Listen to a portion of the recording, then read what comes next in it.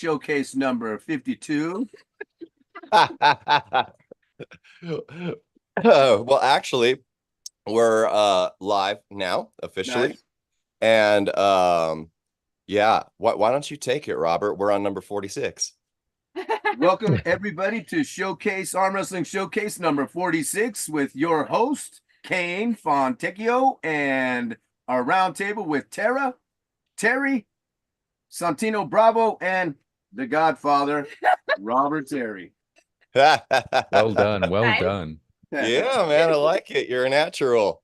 Thank you. I don't know what I'm doing half the time, so we're just gonna have you come on and do that every time Hey, now. hey, we love what you guys do. I mean, it's a show in itself, right? I think I don't know what the subscribers or viewers are, but I would be interested to know because I think you guys really got something good going. Oh, thank you. That means a lot. Yeah, good. That dynamic of the show it's kind of interesting because and I knew this from the start when we decided to start doing it. This subscribership is pretty good. Viewership is not amazing, but the interesting thing about it is the main community that likes to tune in are all like pretty diehard arm wrestlers. They're all pretty Makes into sense. it. A lot of Californians, basically a lot of people that Josh and I really respect Good. in the community, which is important to us because if there was any goal that we had doing this, it would be that. Good. Yeah, I talked to a few people that have successful shows and everything when we were doing this, like, hey, I've got decided we're gonna be doing this and that, and mainly talking to them because of scheduling, right? We wanted to find the right schedule to do in between these other shows and also not do the same thing that they're doing. And all of them, when we told them kind of what we're looking to do, they're like, oh man, nobody's gonna watch that. I think it's picked up a lot since you started it. Oh, thank you. Yeah, it actually had a really good start when we organically just did it for North First South last year. That was how the whole thing started. I can't remember the conversation with Josh and I, but I decided to start doing it with him primarily for North First South, and that was going to be it. My channel was previously just for music and stuff like that from the past. And after we finished North First South, it, seemed to get a lot of people involved. It helped with the event and stuff. And we're like, hey, man, let's just keep it running. But we had no idea what it was going to look like. We just talked about it. We agreed on particular core values that we were interested in for the show, but we still had no pointed idea of which direction we were going. So we just kind of held on to those pointed values and just paid attention to what organic path was kind of starting to be created. That's what's most important, right? Yeah. And one thing we knew was that we weren't interested in doing the path that we knew would make a channel successful and viral or whatever. And that was we weren't really interested in focusing 100% on trying to get all the elites on the show and interviewing them. They're already on every show. They're already, Right. on every video. And it's just like I myself, as like a really dedicated arm wrestler, I'm bored by that. And I don't think it really helps grow the sport a whole lot. I'm more interested in, not just national champions and world champions that, people don't know about, but about people coming up, amateurs and stuff like Amen. that. Yeah, for sure. You're up and comers. Amen. Yeah, contributing to the sport. The interesting thing that organically happened so we knew that from the start. We're like, oh, we want to get everybody involved in this show. And we felt that would grow it because now that it doesn't feel like a private club, everyone can be involved and feel like they're going to find a place in the sport. But what was weird that happened probably mostly in the last, I don't know, several months is it's kind of become a table, like a conversation table where things that are actually happening in the community and the sport that, that were changes that we're trying to initiate or new ideas it's a place where people like you can get on, and we can actually table that. You know, we can actually try and make change and grow the sport, promote events, excuse me, things like that. And the most important thing to me about it is that a lot of arm wrestling podcasts are doing that, and like talking about, oh, what would be great to grow the sport? Oh, what if we, different ideas, or complaining about what's wrong with the sport, or this and that. But the one thing that is important to me is that we actually like do something, For sure. that we don't just talk, we throw some things on the table, and anybody that's involved in this table, so to speak, that we're discussing things, that you can feel confident that something is probably going to happen. We're probably going to try and do something, not me and Josh by ourselves, but as a community. Right, that's how it should be. All of us come together to try and get something done for everyone. Right.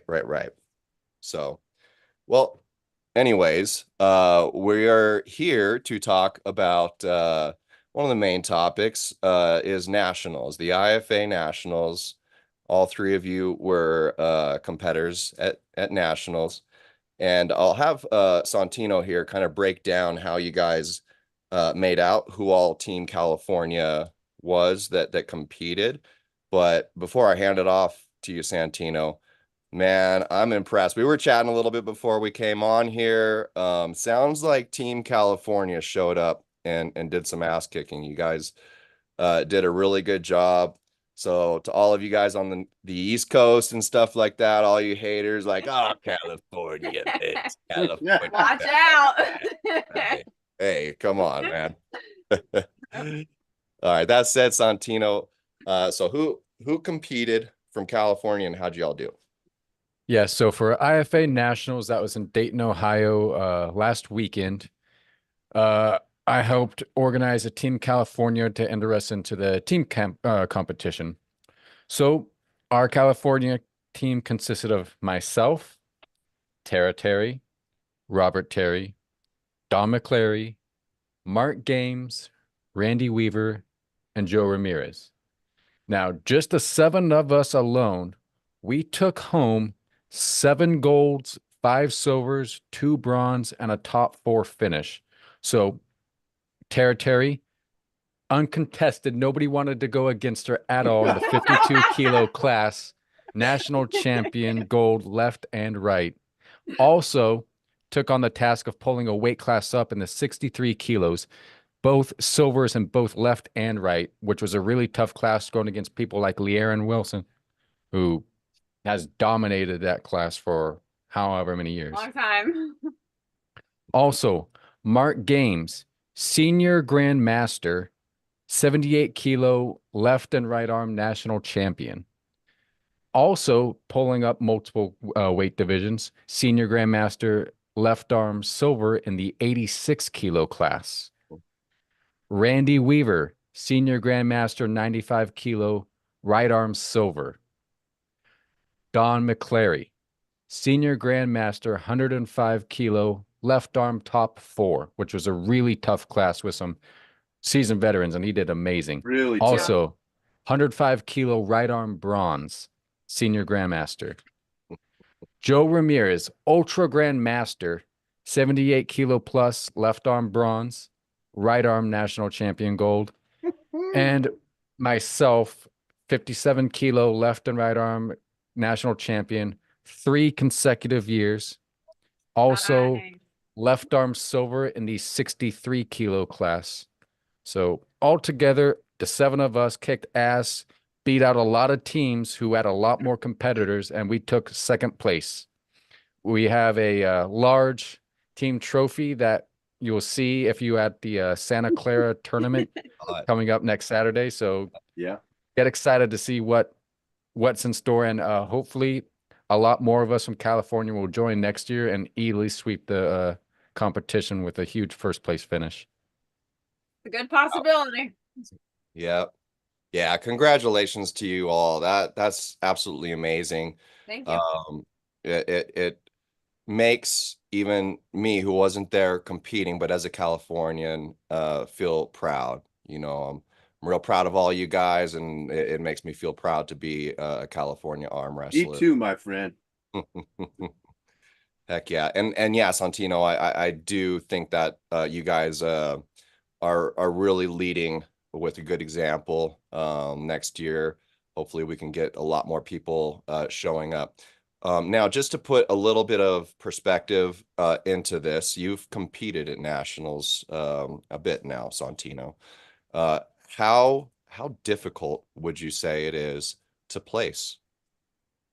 It depends on your class. Historically, my class has been steadily growing every year. This year was the biggest and toughest competition. There were 7 of us total, and no, left arm is my strong arm. I have not been pinned in North America on my left arm at my weight class.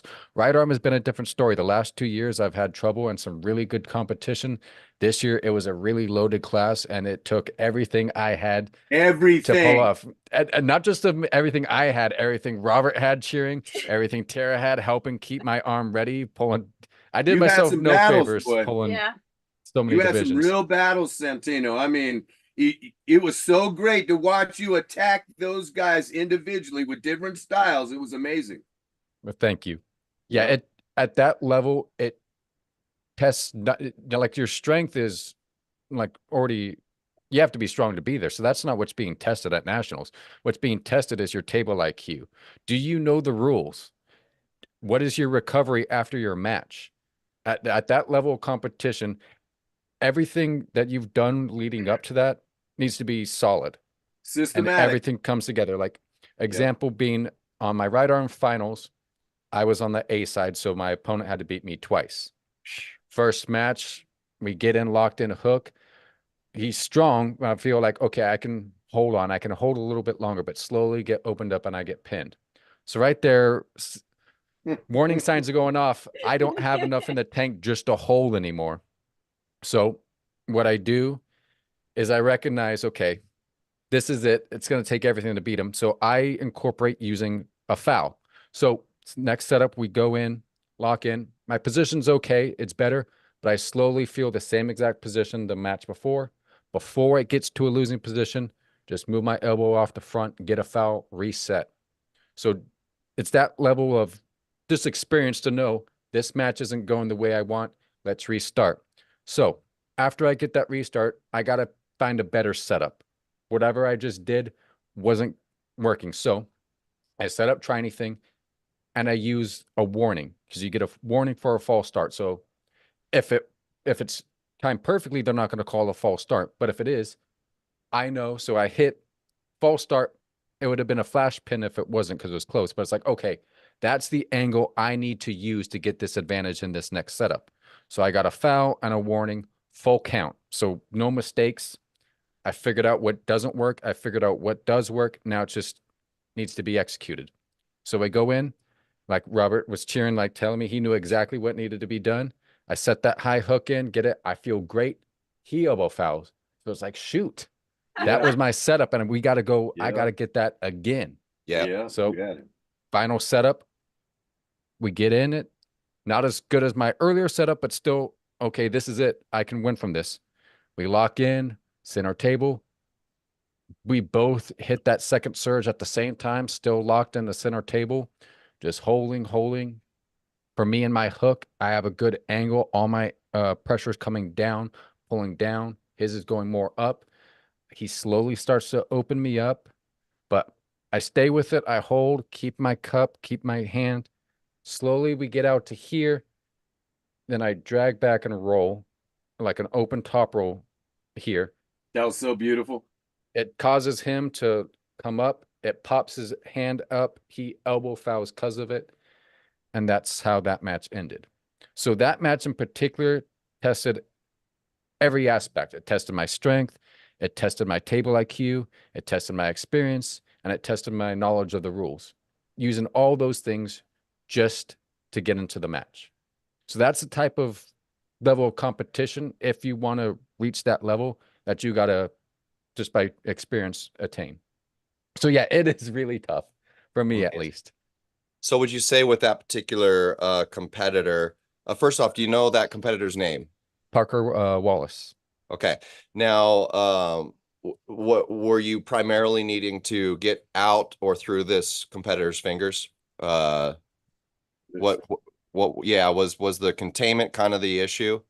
This issue was just arm to arm. Like there are a couple competitors who I could say on the right arm were maybe a little bit stronger than me. So it was just I lock in, I'm holding center, then slowly start to get my arm opened up. So So rather you than just meaning a yeah. lot of times when I get opened up, I go with it until it gets right towards that pin, then they start to open up, and that's how I can transition out of it. So a lot of those matches I did win just because of experience and knowing where this position unfolds to. Because some of them, they felt like they were in a winning position, especially in a hook. One earlier in the tournament, he started to open me up, pull through. Everything was fine. All of a sudden, I rotate my body and shift, and the next thing his arm is getting opened up. Yeah, see, this makes me so excited to do our Sontino Says series. Which we Nice. are planning to kick off next week. And as often as we can, we've got a lot going on in arm wrestling, and any spaces between events that we're promoting or whatever, we're definitely going to want to do those segments. Right. Important stuff to know for everybody in competition prep. And more reason I feel like for everybody to get as many, we've talked about this a lot before, but practice matches. There's nothing wrong with pulling somebody aside that you want to have a practice match with, get somebody to ref and feel what that's like. Because all of those things what I'm hearing the most in terms of like table IQ and level is like table IQ is one thing to know these things. And I feel like even amateurs have a lot of accessibility to these things. You know, there's a lot of good coaching out there, a lot of great information on YouTube even. And the issue isn't so much collecting and taking notes on these things. I've got amateur teammates that physically do take notes. Like I'll work with them on the table, and then I'll see them go and sit down, pull out a notepad, and they're writing all this stuff down. But then come tournament time, a lot of that stuff is not something that can be applied quite yet. And it's weird because it's that dynamic of just not being used to competing, really. It's a weird feeling being on stage and the refs and your competitor and your nerves and all of these things. So when you're kind of walking us through, Sontino, all of these thought processes that you're having, the adjustments that you have to make, that's a hard thing, I think, for a lot of people to get to, because it's not just finding those solutions and tactics. It's being clear enough in that state to really do that and execute it. So yeah, that's some really, really cool stuff there. I'd like to check into the chat a little bit here. We got some people that want to say hello. We got the Drew in here. What's up? Really good to see you. Thank you for always popping in. You're a big supporter of the show. So it's good to see you. We got Don Mormon in the house. What's up, Don Mormon? Love you, Don. Yeah, always good to see you. I actually need to give you a call, Don. I've got a special texture question I need to ask you regarding to the trade. Got a job coming up, and I've seen some of your work on a particular technique, and I'd like to talk to you about that. We got Grace Bear in the house saying howdy, fam. What's up, Grace? Always good to see you too. Let's see. We've got Paul Stevens in the house. What's up, guys? Hey, Kane. Your arm okay after we pulled last Sunday? No. No, I actually, yeah. the arm's okay. The pride's not, but yeah. Yeah, we got a chance to pull a little bit. I guess, yeah, Robert, you suckered us into this little battle Yep. or something we got going on North versus South. Oh, we're gonna get it. Yeah, Paul Stevens, him and I had a chance to pull. Good. I don't even know how he wound up in this. And Robert, I've never even pulled you in my life. That's but right. All I can say is Paul Stevens is feeling really good. Good. And he's whatever. gonna need to be. Yeah, whatever he's doing, I know he's been struggling with some injuries for a while, and I'm pretty sure he's quite healed up. I think Paul's best attributes is dang hand. Yeah, it's a He's good strong-handed, man. Dang it. He's got a great hand and wrist, and his grip is great. Yeah.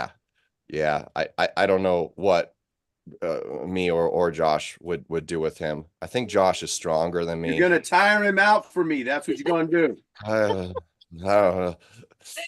You're assuming I can tire out Paul? No, you get him. You'll get. Hey, just like Sontino, right? Find a way to slow the match down and get some kind of advantage that makes you feel comfortable.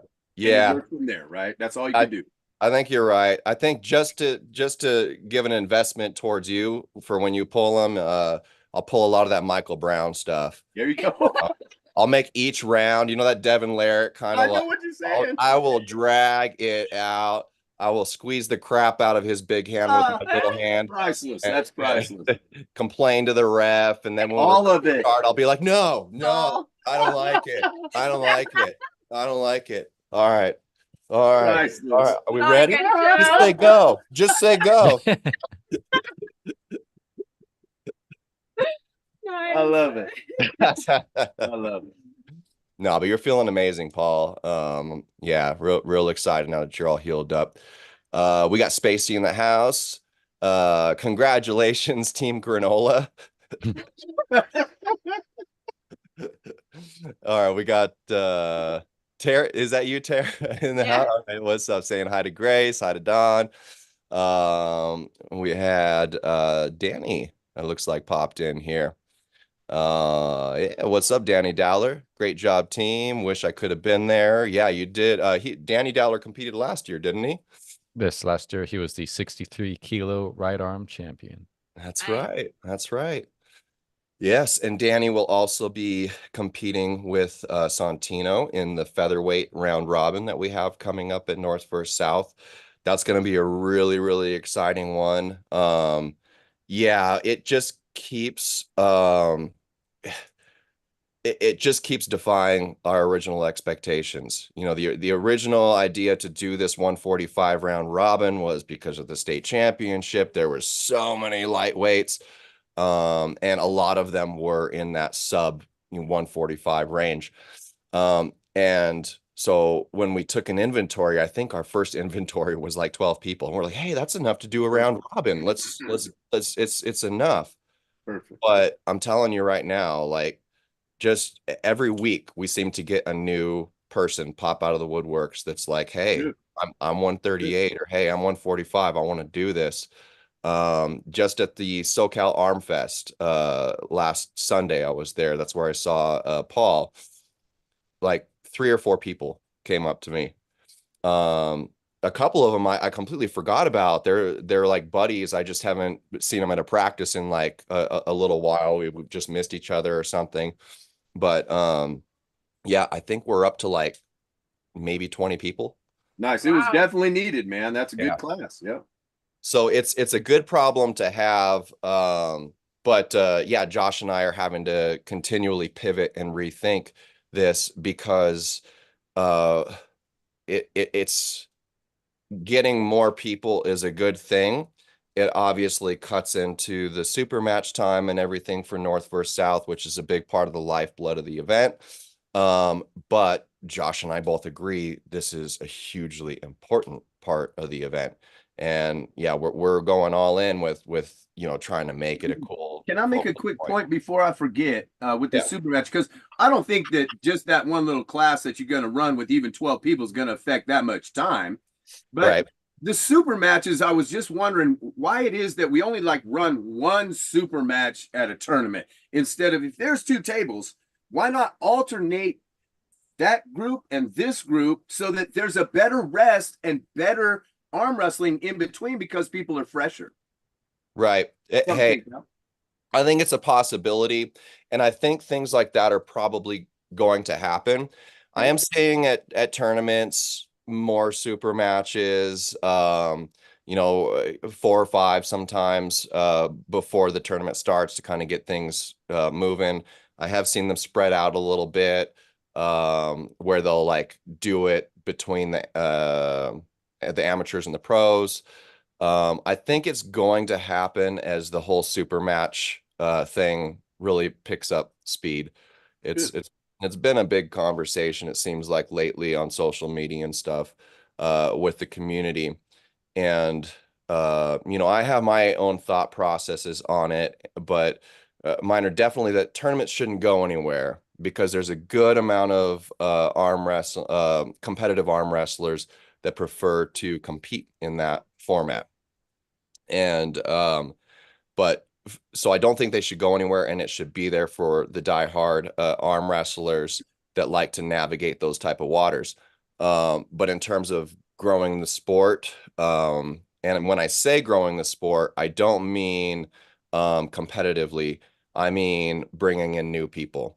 It's primarily going to be through super matches and like creative productions like that, you know. Like you know, you see a lot of the videos from different YouTubers and stuff, arm wrestling, like a competitive lightweight arm wrestler, arm wrestling like a new, you know, like 250-pound arm wrestler. That's the stuff that intrigue, you know. You see Tara take down just some big killer or something like that. You know, those are the things that I feel really intrigues kids, general public, new arm wrestlers, because one of the issues with spectatorship for the sport is entertainment. It's hard, especially if you don't understand the rules, you don't understand all the facets of what is happening, to be entertained by it. But kind of the part of the reason why I feel like it is more entertaining for a spectator to watch a super match is because, let's face it, arm wrestling is a combat sport, not just a combat sport. It's a one-on-one combat sport, you know. And what do they say with, you know, mental, physical, and technique. Yeah. So, but if we take arm wrestling out of the equation and we just talk about like what characters and stuff like that in the entertainment business and everything, one of the most important tools to get an audience, a general public, invested in that character, that production, or whatever, is to feel invested in that person, you know, to feel invested, and you're getting to know that character. You watch a movie or something like that. If you don't get that first 20 minutes to get to know the struggles and everything about that main character, you're not gonna care at all about the journey and the ass kicking that person has to do the rest of the movie or something like that. So when you're having a super match, I feel like it gives the audience, the spectator, a chance to really get invested in those athletes. So good point. Yeah, the athlete just lost round 1, you know, but it's not like we're just jumping away and moving on to a new match. Right. You know? Yeah, the attention is the focus there. Yeah, what's going to happen next? You know, the feelings. Yes. Yeah. Right. But yeah, so while I add another log to the fire, can you guys talk a little bit about the caliber of these pullers? Like Sontino, you mentioned strength is kind of the baseline now when we're talking nationals, right? And now it comes down to a matter of technique.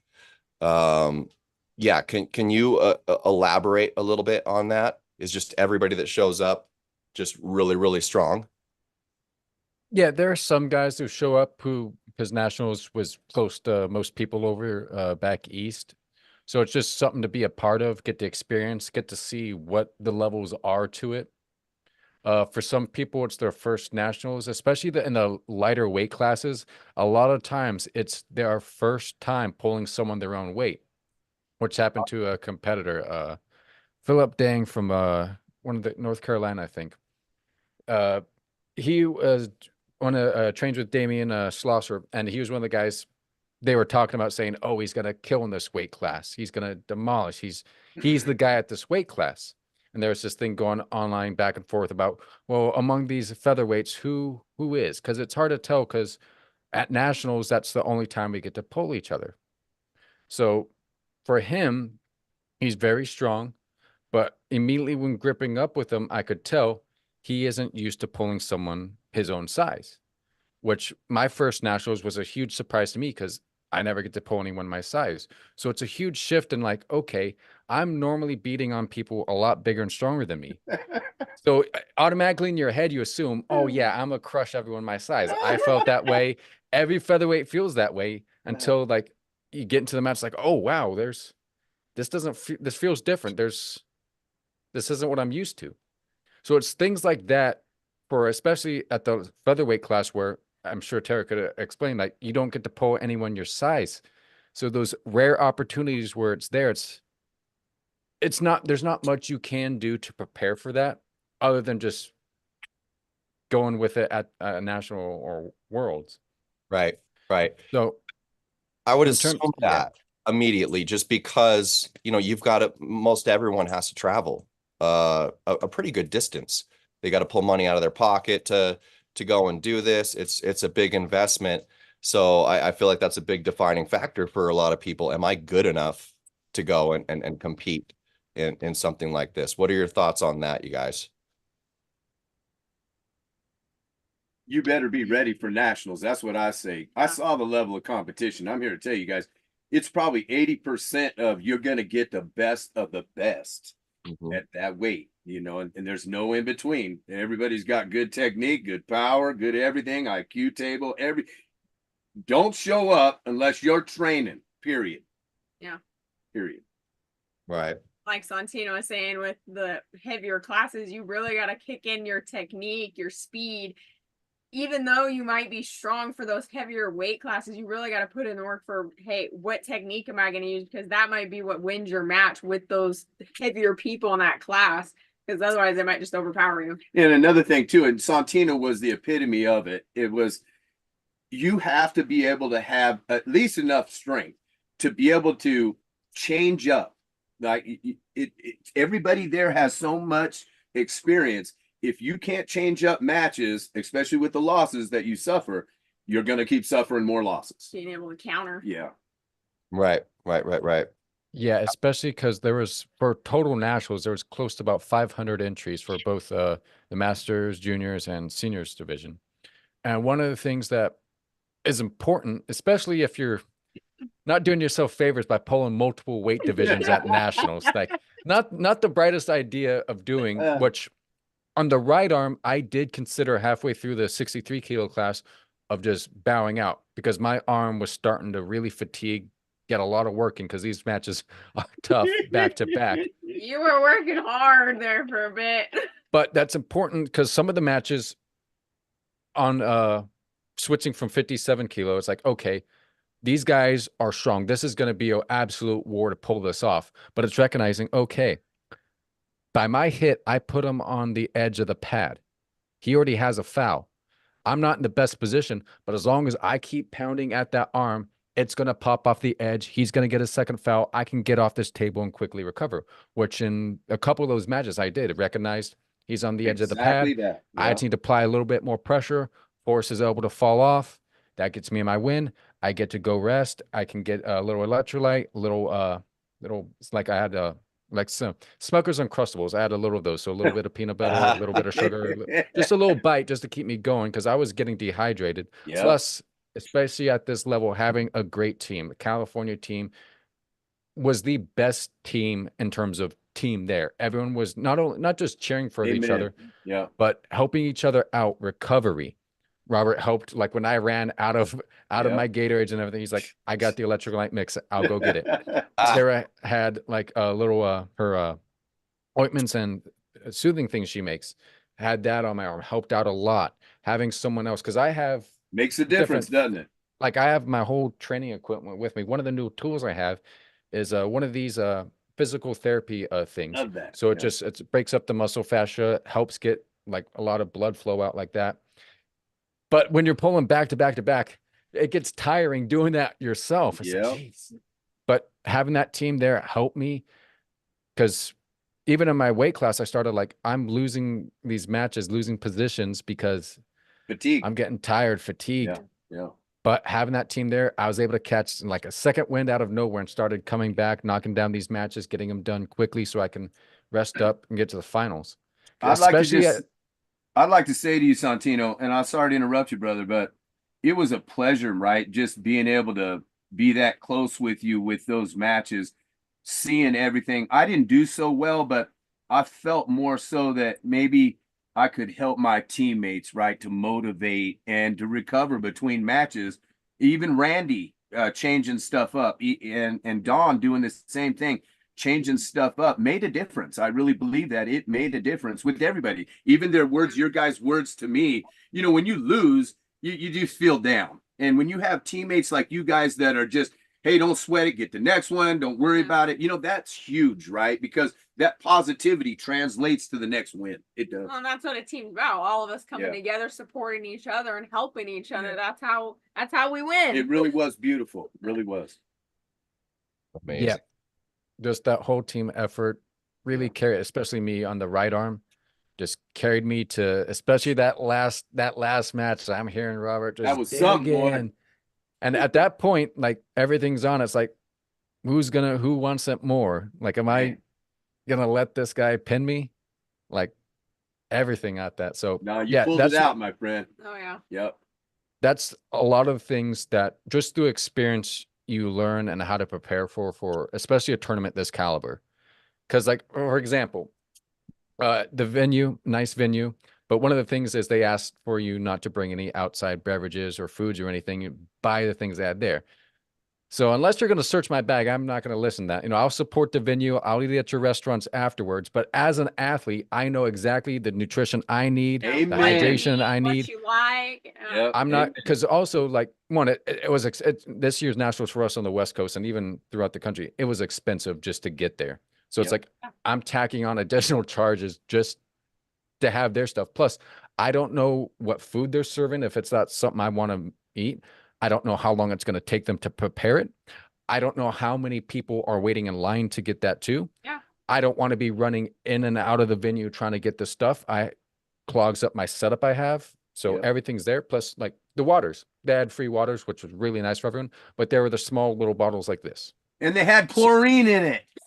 So if you think about that, if I'm drinking like one of these regularly throughout that match, I'm having to constantly pour like 8 to 10 of these, which you don't think about until you're having to do that. So, I need water, but like I got to get up there and pull versus coming in, everything's set up, everything's prepared. Yeah. Before the match, Robert agreed he would do my filming. That's taken care of. I don't have to think or worry about that. It allows you clear your mind, focus on what you need to do. That's a key point, Sontino, to bring to everybody's knowledge going to national championships is really you have to be prepared, even like you're saying, with your food and your water, right? And even halfway through the day, you better take some time, because there's so good a competition. If you don't take that time to rehydrate and get some fuel via like power bars, that's quick energy, you're going to struggle. At the end of the day, you'll be struggling. Right. Yeah, I'm a big advocate for what Derek Smith does. There's been a few things that Nancy Locke has said on the show that really kind of went along, I believe, with what Derek has taught me. And that's quantities of food when you're eating it and what kind. Because it's important to be fueled. But I guess the way Derek puts it is you don't want your body working harder on digesting food. Yes. Amen. Yes. On it, arm wrestling. So, but yeah, just those tiny waters, that's crazy. Like I like to pull more than one class at a tournament too. And so I drink like 2 gallons of water in one tournament. Oh yeah, like easy. I'll go through it, and it's like I'm utilizing so much of that. I'm not even racing to the bathroom a Right. bunch. Like I might go to the bathroom once or twice at an event. Adrenaline All dump. of the water. Yeah. Yeah. Yeah. But that does bring to light one more question. Because like I said, I do like to pull more than one class just because I want to be able to pull, and I still consider myself like new or in the broad spectrum of things like an amateur, even if I'm pulling open or whatever. But you guys all competed at nationals, you know, in the senior division. So what was your reasoning? Yeah, both yeah, you Tara and you Sontino, you both pulled more than one class at nationals. Like I'd love to hear each of your reasons why you did that. You go first, Tara. Well, I kind of didn't have a choice unless I just didn't want to pull anybody. And I didn't go that far not to compete and not to pull. So with not having anybody at my weight, at my class, they tried to pull people together with a similar weight so you have competition. So that's basically what I got pulled into. Right. It was probably like 2 weight classes above what I was at, which is what I pulled. Which I was fine with because I wanted to go. I wanted to compete. I didn't want to go not to pull anybody, so of course I was going to. It was good matches. It was Corey Miller's daughter. I think her name is Addison. For 14 years old, that girl is one tough cookie. I mean, I was surprised. I was shocked, but so that was really awesome being able to do that. And I knew I was not going to have enough for Leanne. I tried giving her a little bit of heat just to see what I had, but she's a whole nother level from where I'm at. But it was just really great to be able to pull her and those ladies. And she's also very gracious and a teacher, right? She looks at Tara and says, "Hey, I see your potential. Let me spend some time with you." So she gave me a lot of good pointers and tips afterwards. We were pulling, and it was really nice with not just slamming me down. Really, she's really nice and gracious opponent with that. So that was awesome. Wow. Yeah, that's really, really cool. Yeah. And before we move on to you, Sontino, the one thing I just want to mention and put out there, when I'm sure when competing at a caliber like nationals, doesn't really matter how many people show up in your class, because whoever does show up is probably a killer, you know? Oh yeah. They're there for a reason. Yeah. Yeah. Yeah. And that's how it started for me, pulling multiple classes. My first year there, I think there's only 3 of us. So like, dang, I should have pulled the other class just because like, no, it's like 10 pounds heavier than me, but like that's the closest it's ever been for me. So it's like, all right, next year I'll do that. The next year comes around, both classes are pretty stacked. So I'm like, oh, this might have not been the best idea, because obviously nationals, you want to win. Yeah. Yeah. After going to Worlds my first year, I was like, okay, this is my goal. This is the best of the best here. So like every tournament, everything leads up to prepare me for Worlds. So that includes doing multiple classes at nationals. But I got to win my class at nationals. So pulling multiple classes is in any tournament, whether it's local or not, is not a good idea if your goal is to do the best you can in this one particular class. So for me, taking on multiple classes from like 6 classes at Vegas to 4 classes at nationals is just for me getting this work in, getting this experience for Worlds. Because that's for me, that's where my focus, my goal is. Everything building up to being competitive there. So that's where even having that practice.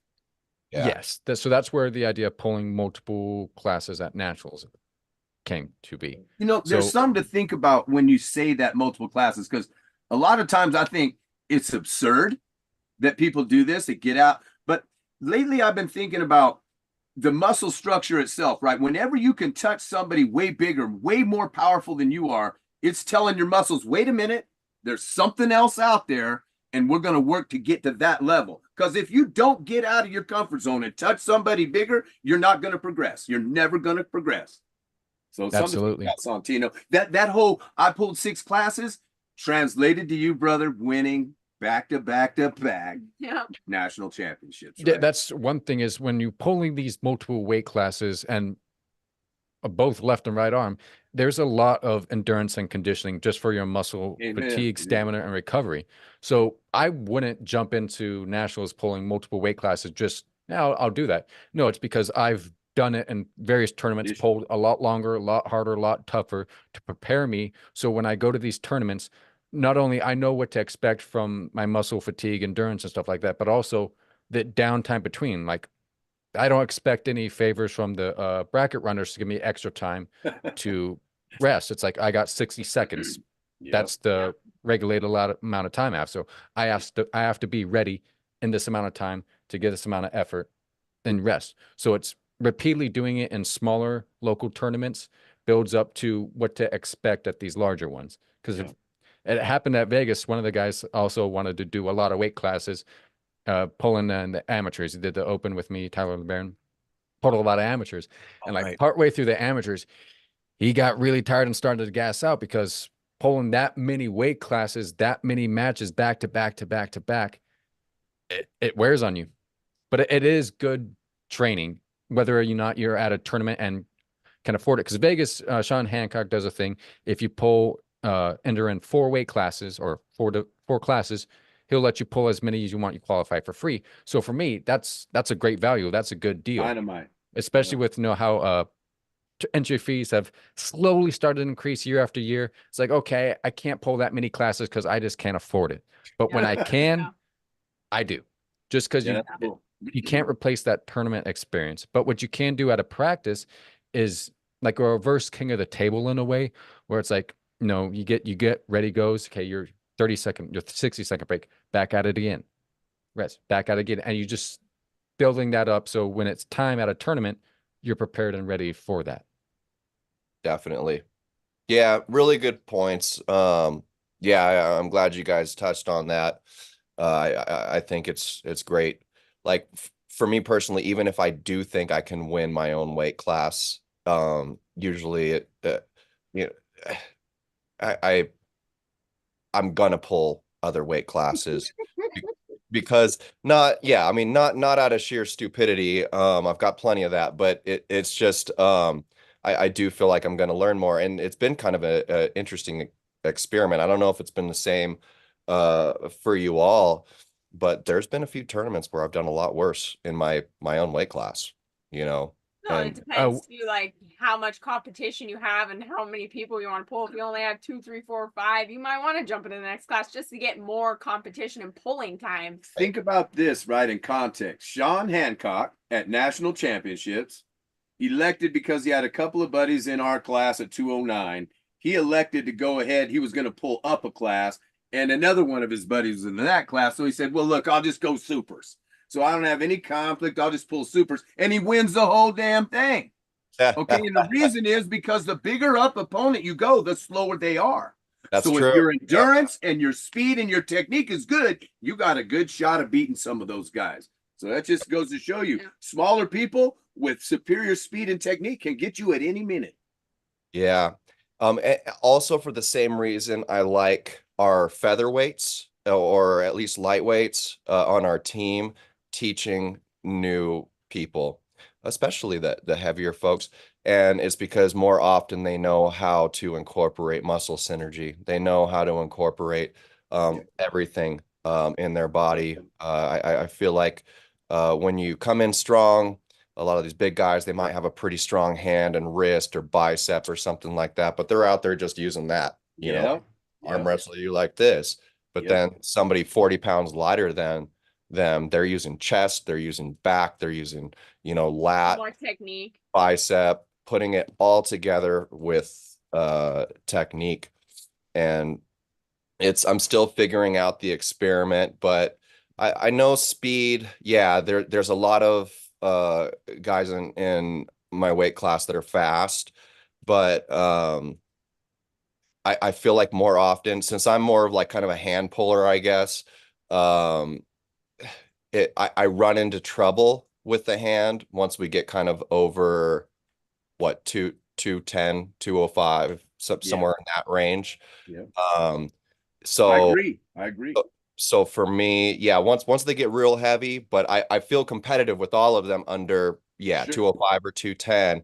But the difference is I feel like they're not as good arm wrestlers as yeah, a lot of More the power.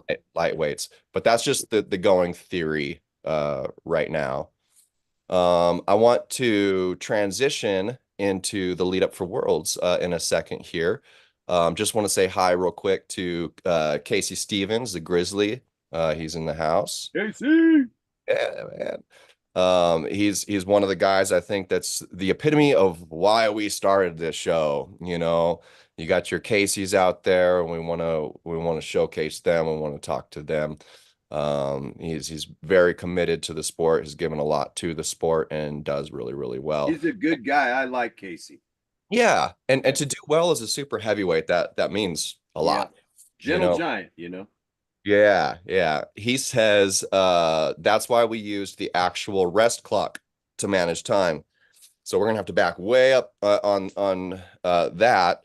What he's referring to was the featherweight round robin. How we're getting a lot more people, and we're gonna have to figure out creative ways to allocate, you know, all the time for this. I was talking to Crispin at SoCal Arm Fest. And I love talking arm wrestling with Crispin. He's just a very smart guy. And there's a few ideas that he threw at me. We were talking about it. I'm like, man, Crispin, we're trying to do this round robin thing. And, we're getting a lot of people, though. And when I told him the basic concept of how we were going to run it in a round robin format, we wanted everyone to pull everybody because this is to establish a state ranking for the California featherweights. We just don't feel like it would be fair for it to be just a double elimination, quick tournament format. Somebody might go 0-2 really quick and not pull the other 15 or however many people we end up having. And styles, we know styles make matches. We feel like it would be a lot more legitimate, solidifying if everyone pulls everybody. It's a lot of matches, though. If we're getting up to like 19, 20 people already, and we're still about 3 months out from North versus South. So you guys tell me what you think, but his idea was to do something similar to a round robin, but I don't know if you would call this kind of a battle royale, but to group it in sets of 5. So it would be, I think the way he was putting it was, yeah, okay. So a round robin between a group of 5 people. We randomize these different groups, and there's a round robin between those 5, and then you get a winner out of that group, and we establish one winner out of each group of 5 through a round robin, and then those winners go against each other. Those can even That sounds great. That's a good idea. Yeah, I think the way he factored it out, was like, if in a round robin, everyone's put, say we get 20 people, everyone would have to pull like 20 times. But if it was in that format, it would work out to them having to pull like maybe 10 or something like that. It definitely whittles it down a lot more, less pulling, less time, and definitely the rest clock. Like, did you say 19 people so far? Yeah, I think it's pretty solid at 19. There's a 20th.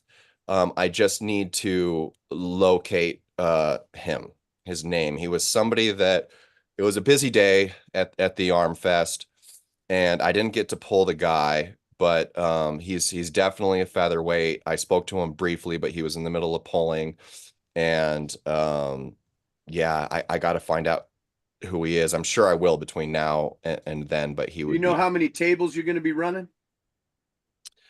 So as far as I know, it's going to be 2. Sorry. Because it'd be nice at the beginning, if you could run 3 tables and have a super match in the middle, and then your round robins on the outside till you get to those finals of, Right. Yeah. Yeah, I mean it's definitely an option. I know for the round robin, we didn't want to limit it to just right hand. We're trying to establish a ranking. It would be kind of like weird to like wait for another time to to do the lefty. So I think that's what the 2 tables was for. There's been different ideas thrown around, like put the round robin out on the patio with the super matches on the main stage. And we were highly against that because we feel like this needs to be featured, needs to be on the main stage.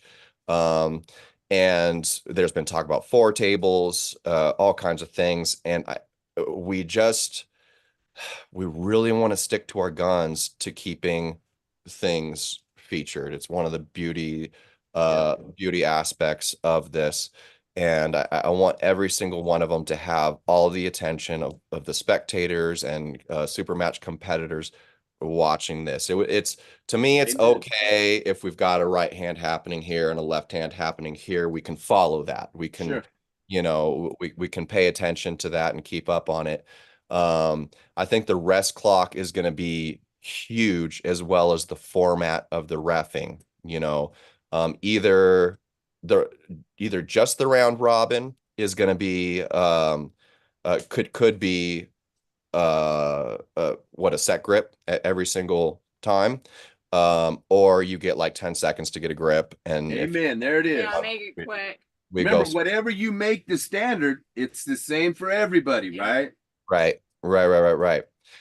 And yeah, because Crispin, he's done a lot of reffing with a lot of the best refs at a lot of big events. Yeah, he's a good referee.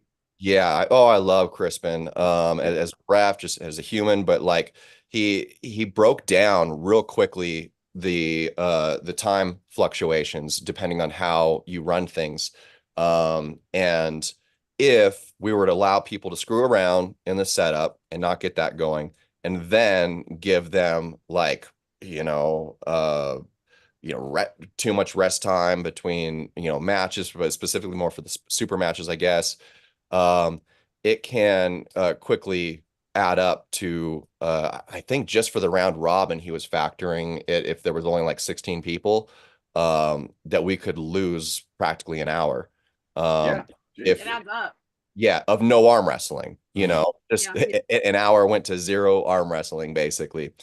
So there's a lot of things to put into play here and figure out the best way to do it.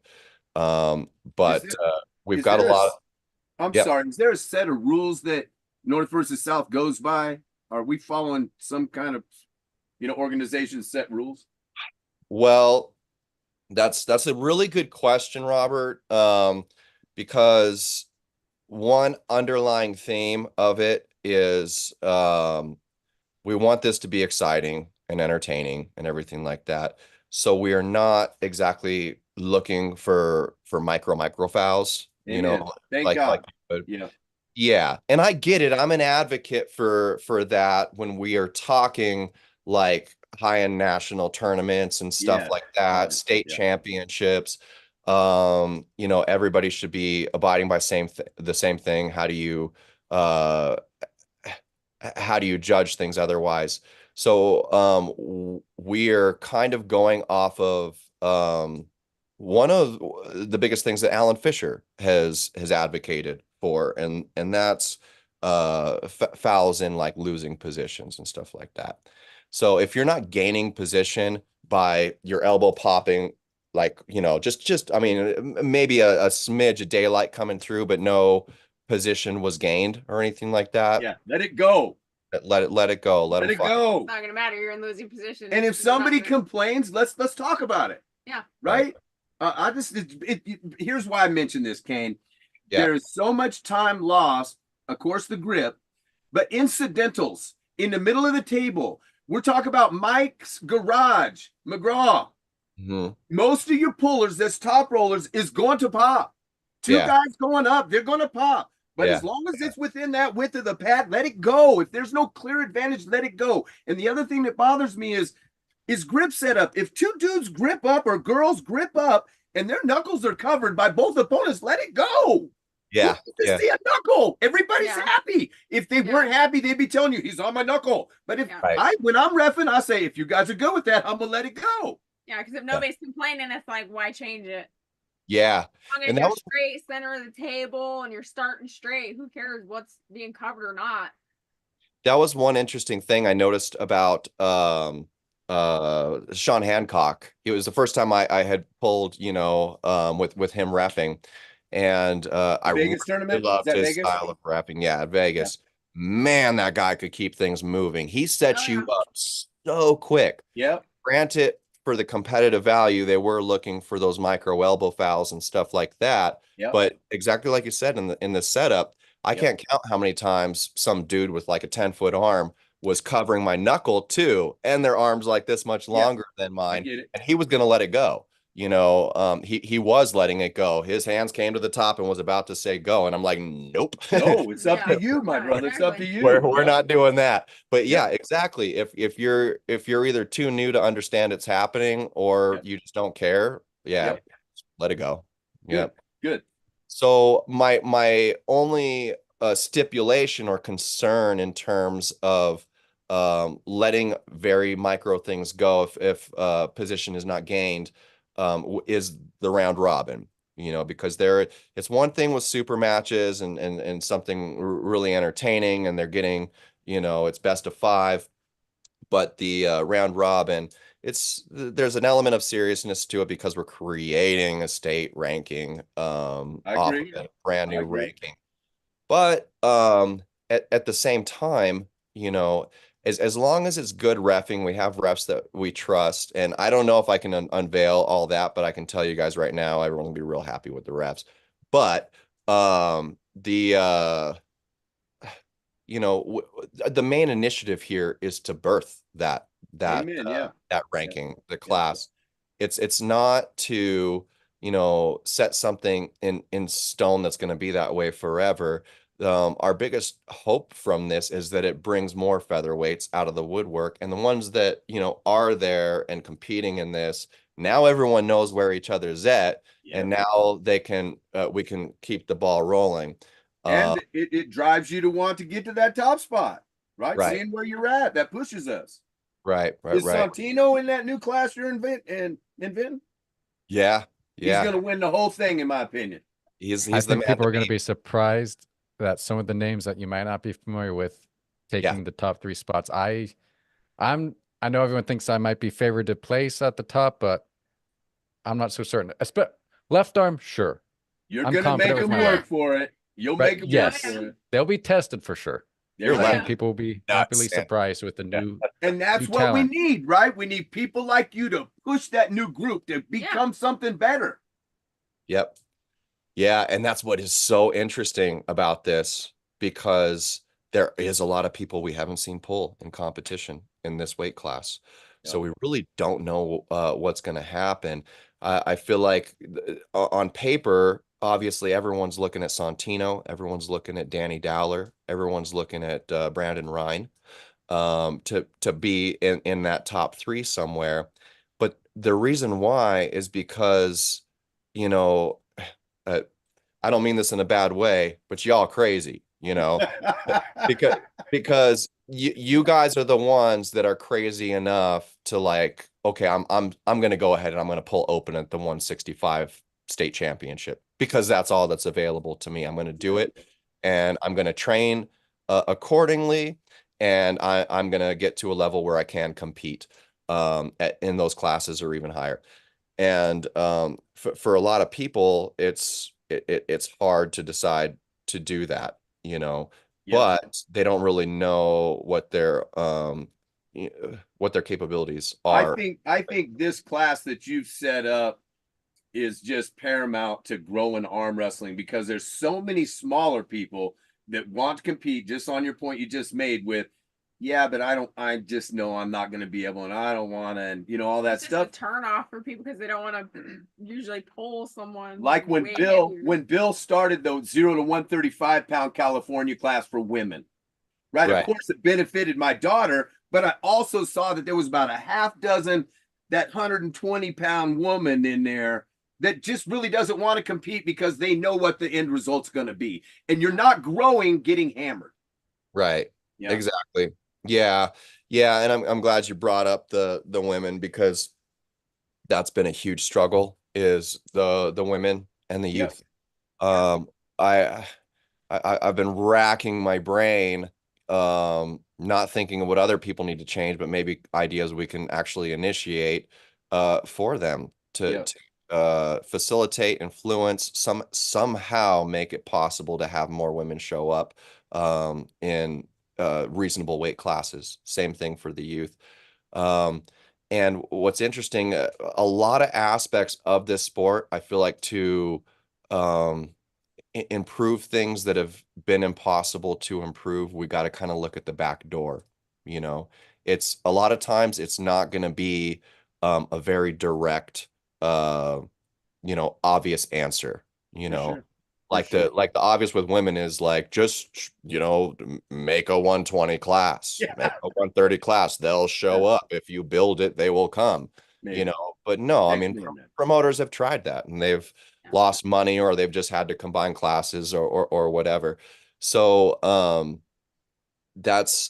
am curious, when we decided that this has to be done with the men's featherweight class, if that's going to be a back door, to those other avenues. So.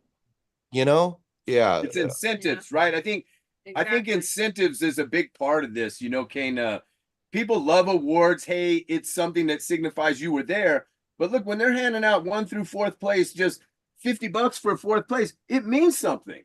It means my gas was paid. It means I got to go have dinner with everybody and it didn't cost. It's just something, right? So I don't think it takes a lot of monetary stuff, but just something to incentivize women to show up and compete, because there is some kind of, end make it, result. like you say, enticing and make it more to where people want to go instead of not. Like Tim Talmadge is, hey, women are free, right? Women compete free at our tournament. These things have to be sacrificed in order to bring the masses. That's for sure. Yeah. You grow up from there. Yeah. Up and then change it. Yeah, I'm picturing when we run this featherweight round robin, as Josh and I are talking about doing all kinds of fun things, when we have y'all come out and everything to do this. Sure. We want to make a thing. I'll put up $100 right now for the winner. How about that? I love it. Let's do that, right? And then maybe somebody will say, I'll give $50 for the 2nd place winner. And somebody will say, I'll give 25 for the 3rd place winner. So everybody now goes, man, look, this is great. We need this because I want to compete, but I can't afford. Life's tough right now for folks. It's hard to compete. Yeah, man. Super cool. Yeah. Thank you for that. You bet. Yeah. I just wonder if the women and youth watching that, if it's going to spark anything in particular, if it's going to influence anything, because just looking at arm wrestling as a whole, I think the general thought process of it is that everyone are these like giant human beings or something like that, especially to new people or non-arm wrestlers that have considered trying it. But seeing your normal sized human beings at like 145 pounds come out there and compete, looking all healthy and stuff like that. Like, I think that's a big influencer as it is. I see a small back door to, if that happens, women actually wanting to get involved. And I don't see why we couldn't. Like, why do we have to separate a 135 pound or 140 pound woman from men's competitions that are running in the same weight class? We've got quite a few of those featherweights that we're having in this round robin are like 110 pounds, 114 pounds. That says something right there. But more directly and specifically, so I'm just seeing some kind of like more subliminal backdoor stuff that could happen in the featherweight round robin. But more directly, if we talk about root issues for the women and the youth, how to build that side, I feel it's not a facilitation thing, that comes second. I feel like it needs to be facilitated second. The first issue is getting them out of the woodwork. Getting all kinds of women at different weights involved in this sport, and it has to come through some element of outreach and attraction to it. Maybe get all the small girls that compete around California, do a little video inviting others in that you just showcase here every now and then. You know, you just play their clip so they can invite more people in at their weight, so they can feel comfortable knowing there are actually women out there their weight. Right. Yeah, that would be beautiful. And I feel like this would be a little out of my comfort zone personally, but for the cause, I'd be down Sure. to help with it. But when we're thinking about those two demographics, we kind of have to think of what mentality we're putting ourselves in to attract them in the first place.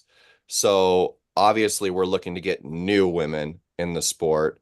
So it's to me, it's not coming at them like as women that have competed in the sport and communicating to them in a way or advertising to them in a way that they have evolved in the sport, but finding that common ground of what women are interested in these days, what the generation is interested in. It might be something kind of funny, but you know, it would have to be something kind of like mainstream, you know, what are women responding to, and then just hit them with the backdoor stuff, you know, and also kick ass at armor.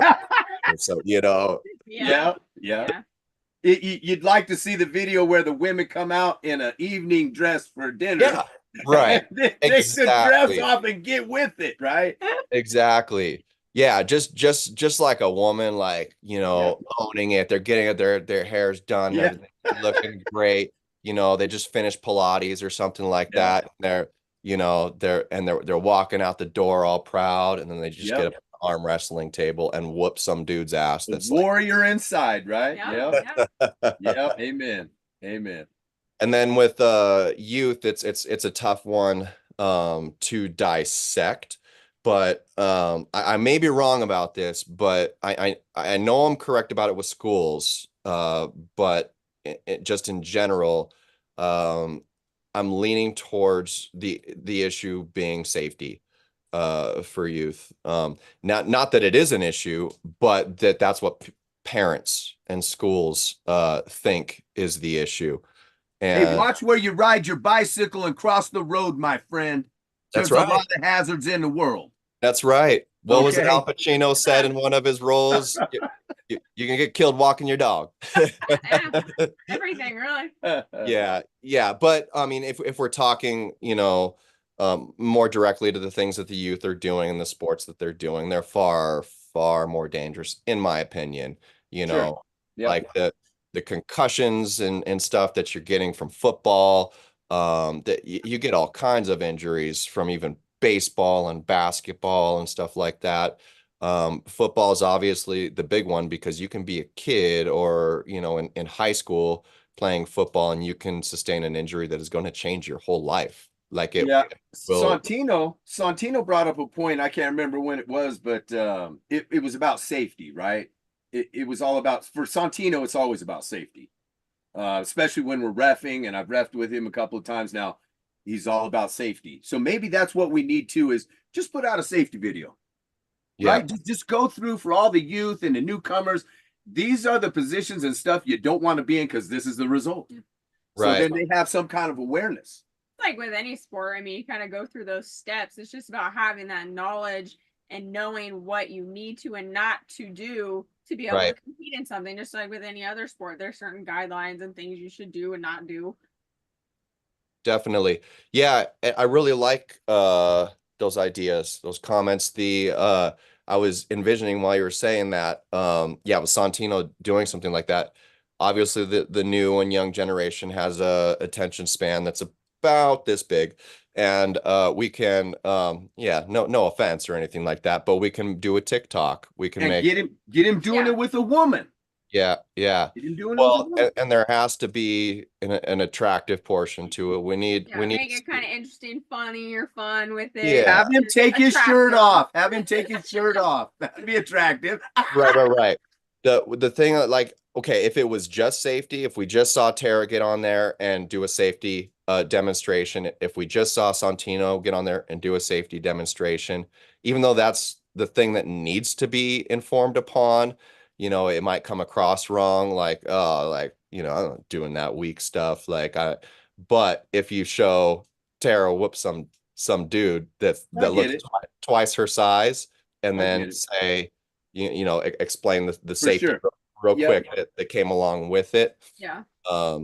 Because that's the misconception that I try and get across to every new person. I notice when more veteran pullers are teaching somebody new safety, it almost comes across in a condescending way. It comes across in a way that's like, I want to protect you because you're weak. You're going to get hurt if you arm wrestle with me or any of these other people in the team. And it shouldn't be that way, because the thing that I think is misunderstood is that safety translates to strength. You know, the same components that come together to keep you safe are the same components that create muscle synergy, that Yeah. create Yeah. I think it's just the action. way too, like how you're explaining it to someone. It's like, these are the guidelines for everybody. We want everybody to remember these things, because it's not just for the kids or younger people or this class or that class. It's for everybody, because it could happen to people who have wrestled for years and Yeah. years. My dad, same thing. Anybody. You want to remember those standards to keep yourself safe in all aspects. Amen. Yeah. Especially now that the group of arm wrestlers that come in have already a base of knowledge. So they Yeah. coming in and think, yeah, I know the break arm positions. Like that's basic. But it's like, it's not the position that's breaking your arm. It's the tension you're placing on certain joints, certain bones at certain positions. In that position. Because there's Yeah. like the last I think 2 or 3 arm breaks I've seen, they were in relatively safe positions. Yeah. I agree. But the problem, it wasn't that they're in a break arm position. It's because they're not aware of how much force and tension they're placing on a specific area compared to getting other muscle groups involved to take that tension off. You gotta know your limit. So at practice, when like someone's new and I'm seeing them, you see the look on their face, they're really trying hard and they're in a safe position because they've seen videos, they know how to stay safe, but they're putting themselves in a bad position. Not position, I don't think it's the proper word, but No really other way to say it. they're putting too much tension on one area. They're just like all inside pressure, but they're staying safe by keeping it inside the body. But still, it's not being out here that breaks it. It's because there's tension here. And you Right. can have that same high tension being out here Yeah. as you're on here if you're pulling in an incorrect manner. So Right, that's the difficulty of relating that to the newer pullers, that yes, you are in a safe position, but you're not pulling in a safe manner. right. The distinction that you just happen to gain through experience. And let's just put it out there right now, the typical arm wrestling injuries we can come back with. And most of us that are in the sport, oftentimes we know we come back a little bit stronger even. It'll set you back maybe a few months, maybe a worst case scenario, a year or something like that, in terms of application to life. I'm gonna putting arm wrestling out of the question. So yeah, I just want to put that out there real quick. But also in terms of what you were saying, Sontino, what do you guys think about this? Because yeah, I do see, especially at higher levels, when there's a lot of power being applied at a table, when they're in a safe position, it usually ends up looking like a bicep detachment, or like a tendon injury or something like that. When we get into the bone break position, I have in rare occurrences seen that happen while in a safe position.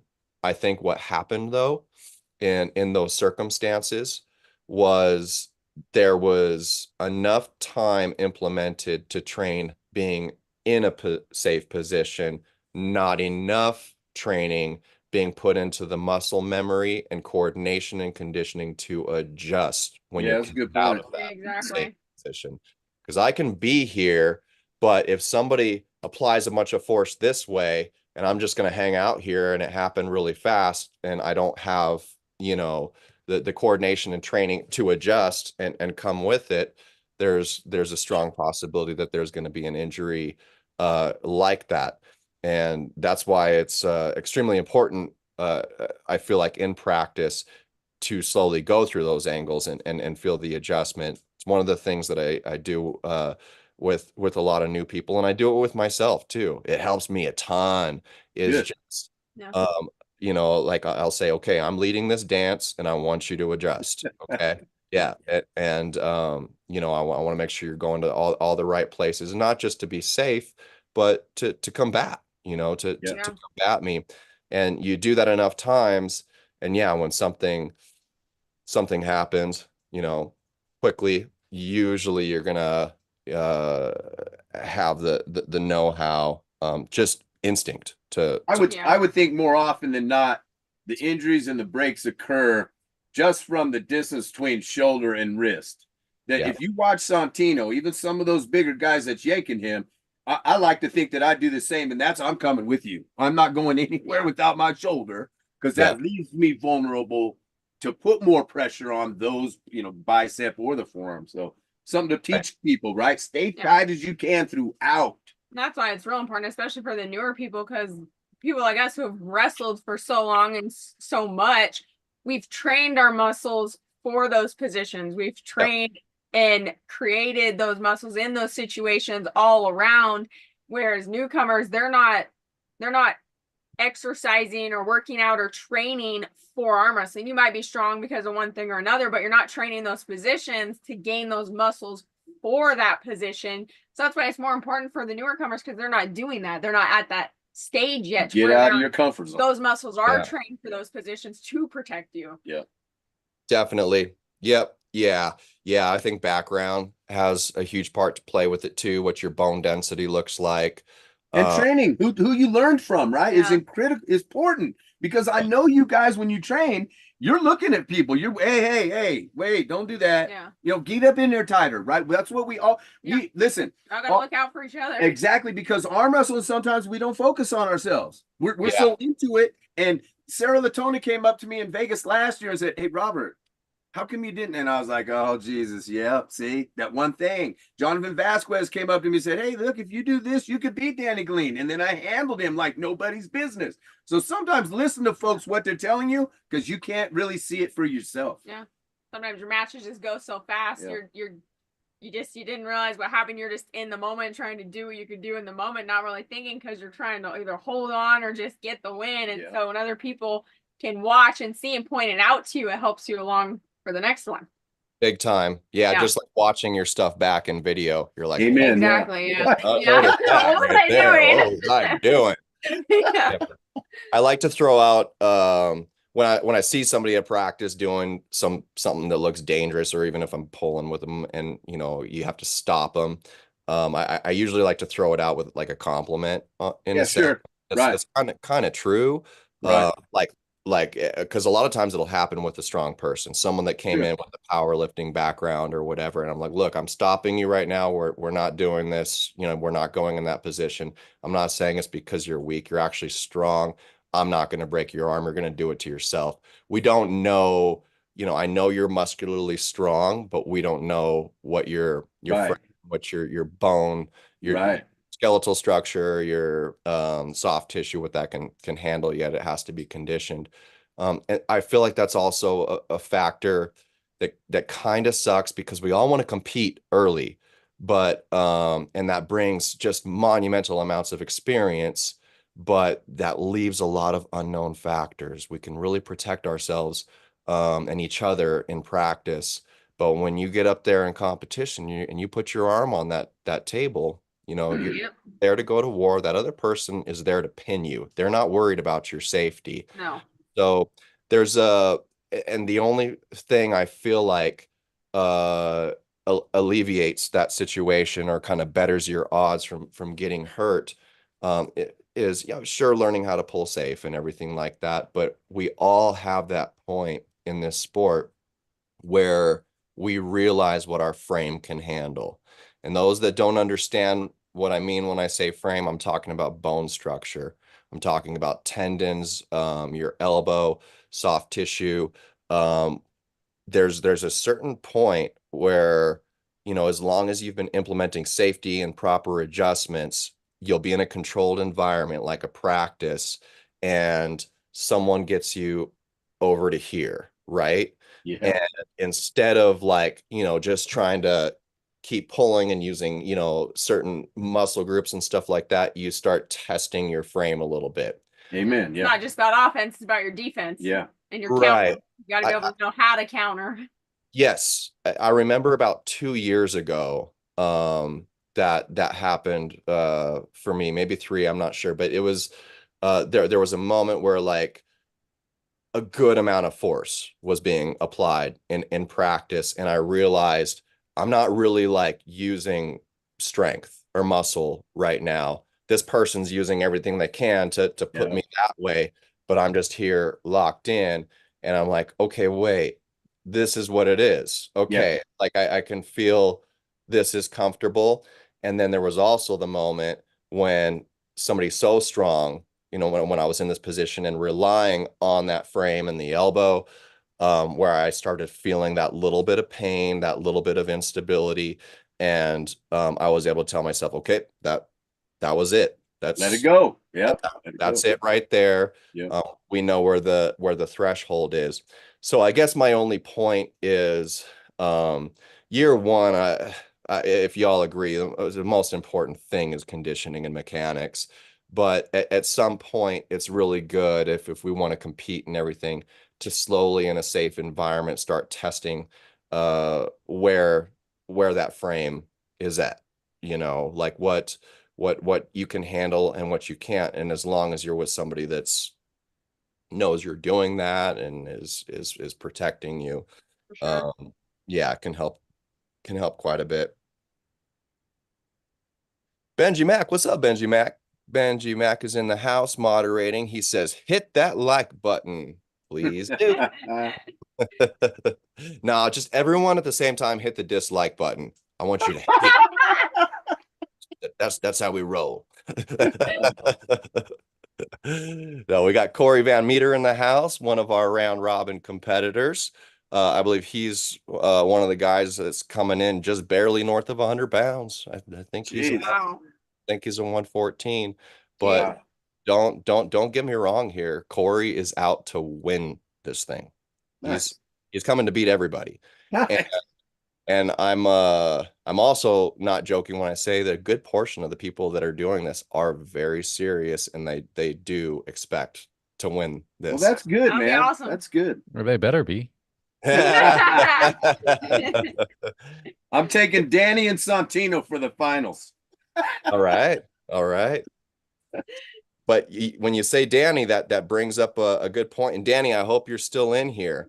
You know, round robins, even if we do that sectioned format where you don't have to quite pull as much as pulling everybody, if you're a hook puller like you, if you're a power puller and you like to get into grinders every match, you know, you're going to either have to really condition that endurance or see what other avenues you have to be able to pull that many times. I think a lot of the people that are going to be in this featherweight round robin are not used to competing with people in their own weight class, and probably not even competing much at all. The vast majority of them are like dedicated pullers. You'll see them at practice. They've been pulling for at least a year or two for a lot of them.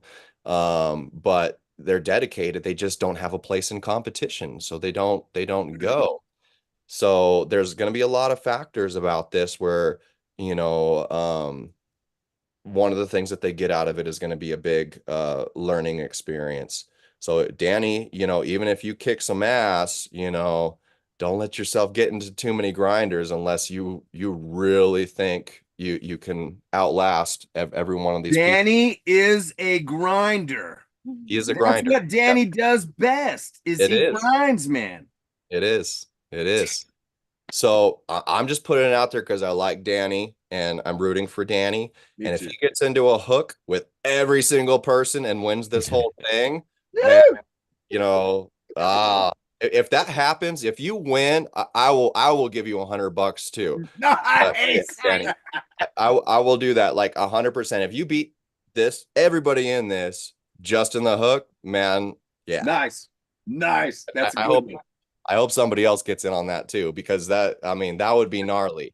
But more than likely for a round robin format, You know, you've got to be well-rounded. You've got to have good table IQ. You got to be a tactician. You know, you got to know how to save your energy from one match to the next. You know, that brings up a key point about Randy Weaver, Mark, Don, and the team, right? Is there was so many adjustments that were made. It was awesome to watch it. And even Randy, when he got down with his match, he lost to the national champ. He came back and he said, you know what? I'm going to do something different. I'm going to try this and that. And it just makes, when somebody says that, it makes you start thinking more about what you're actually good at. Maybe there's something else you can do to be able to be victorious. And it was just a pleasure being around those guys, because Randy, all of them are poised. They're just poised. They've been arm wrestling for so many years. You just kind of learn from them of the confidence, their focus, and then you can build your arm wrestling game around that. It was a pleasure to watch those guys. Yeah, that's amazing to see, and it really is a good example for other people in tournaments, because it is a very common thing to keep doing the same thing and lose. Yep. And not realize, like, man, I got to do something, anything different. Obviously this isn't working. Kind of like, what you did, Sontino, with that guy that was getting you on his side of the table. Even if it's something that you haven't practiced, as long as you feel safe doing it, you might as well. What else are you going to do? But a lot of times, the root area practice is the area that I feel like is missed, primarily because usually we find out where we're strong, you know, we find out where we're good, and then that's all we want to do in practice for a lot of people. And I believe we all have to kind of like really take an honest look at ourselves, even ask your teammates like where they might believe that we're strong or successful and where they think that we are weak. I think that in most cases, in the areas that you are strong and dominant, that it's probably not going to go anywhere. I think it should still be trained, because you want that arsenal to be strong and get better. But if you want to level up in the sport and be competitive, if you want to stay in amateurs your whole life, then work on that one thing that you think you're strong at. Fine. But if you want to move up into the open class, you better start working on your weaknesses. So the ratio I personally give for myself is usually about in table training at practice is going to be somewhere around 15% tops on strengths.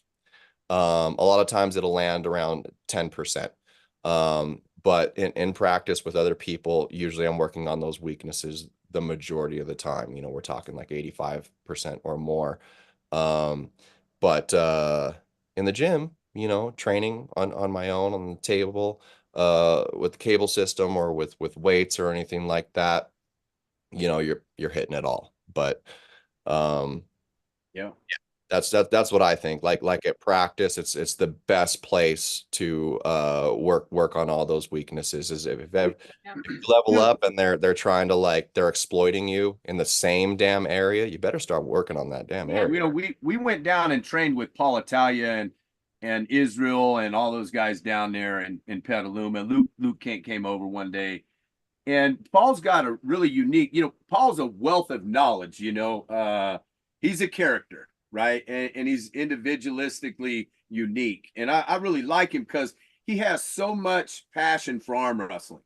Right. You can say everything else that you may not like about the guy aside. He's brash and braggadocious, all this stuff. He's really trying to promote arm wrestling for all of us. But one thing that they do at their practices, and I can't remember what the term is called, you know, with like a power band and reverse tension on your arm. But they do static pulls at the end. Just like resistance. Right. And that's load, pull, slow. And as long as you can continuously hold that, really helps, I guess, buffer against those injuries and those breaks and all those things we talk about, because you're telling your arm to take it to the max, but not go past it. So something to think about is everybody incorporate at the end of their training some static pulls. It really does help out. Yeah. For sure. Yeah, I would agree with that. Definitely. Yeah, it's a good time to trash your arm too. Not It's injure building it, it up. Yep. but yeah, really work on Burnouts, right? Burnouts. Yeah. Burnouts. It gets you. My buddy and I, we used to train way back when I was pretty decent. And he would do this burnout thing where it was 10, then it was 9, and man, right down to 1, and you couldn't do any more. And that's important when you're training to be better. Push yourself, but just don't overdo it. Right. Yep. Yeah, definitely. Corey Van Meter says also make sure the respected and tenured community, when they are stronger, don't pull through new guys.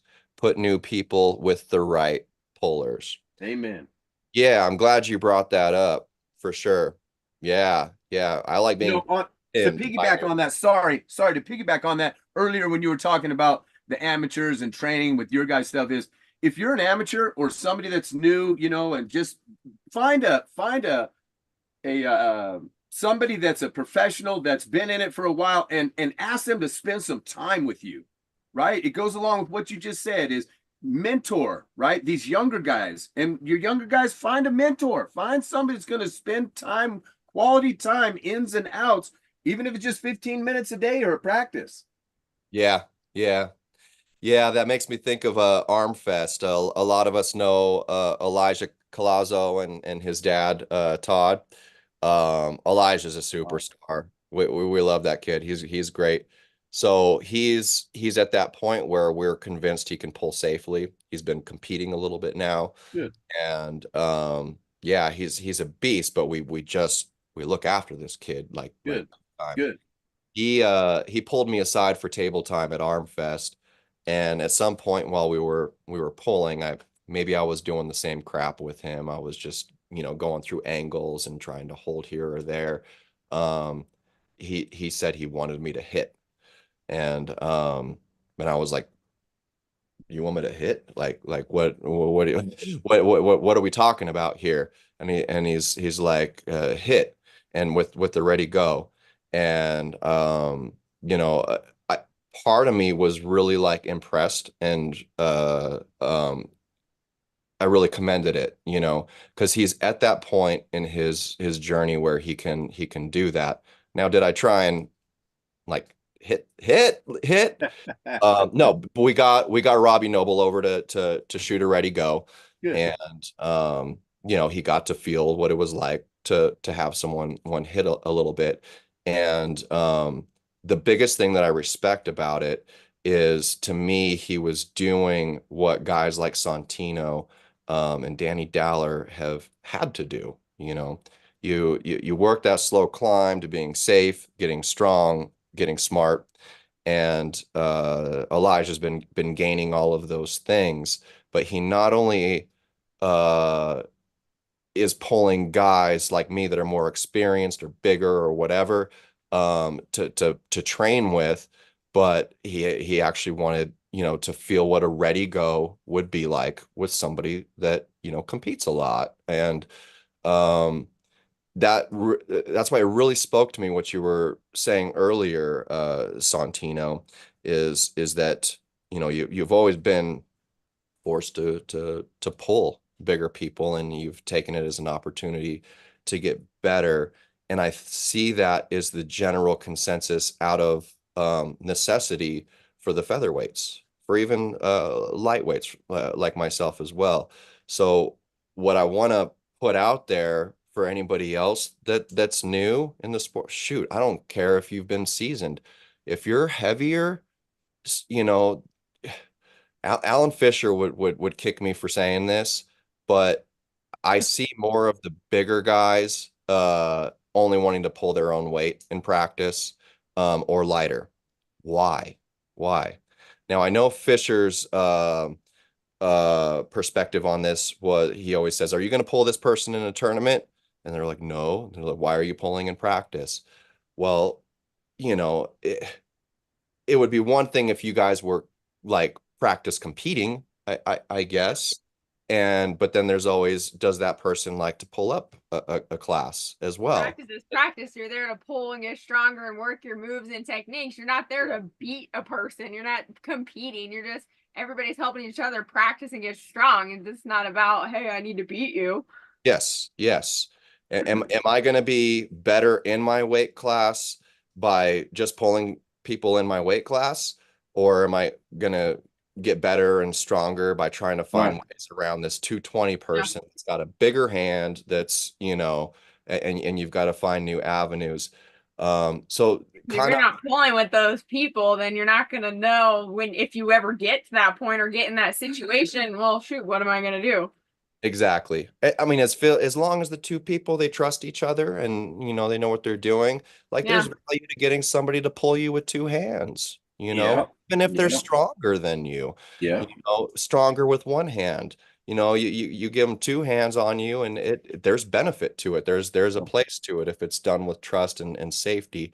My rule of thumb for myself in practice is, if you're smaller than me and, you know, not as competitive as me, maybe newer or something like that, you know, I'm holding you. I'm helping you. You know, we're making you stronger than your weight class. We're making you stronger than your level.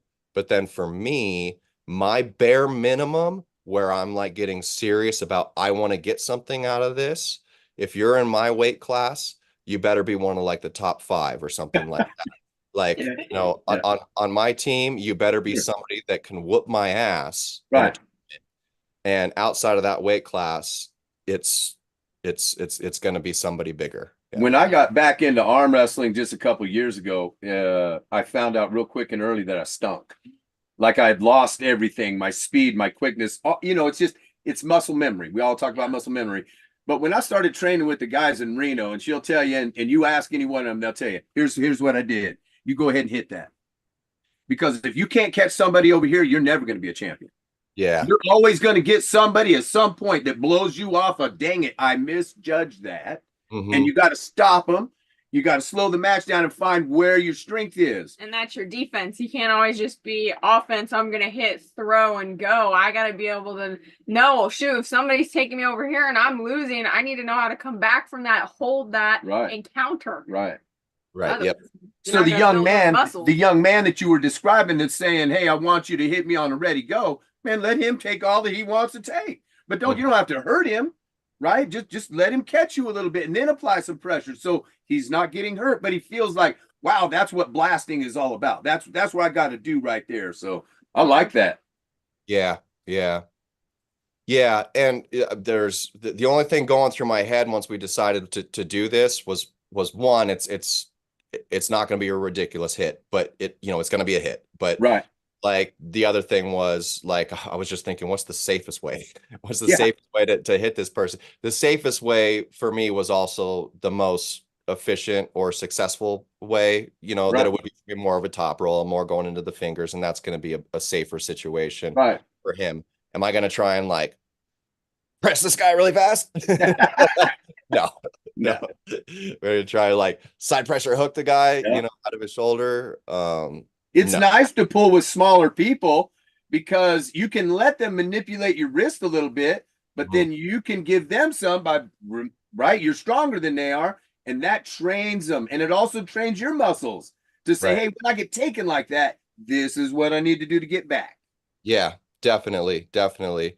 Yeah, and what point would there be to it if the result of him feeling what that was like, what the element of teaching that person how to stop it, was not implemented. So a lot of people, the defensive thought process off of a hit, especially when you're new, is to kind of like come back and do this and like open yourself up more.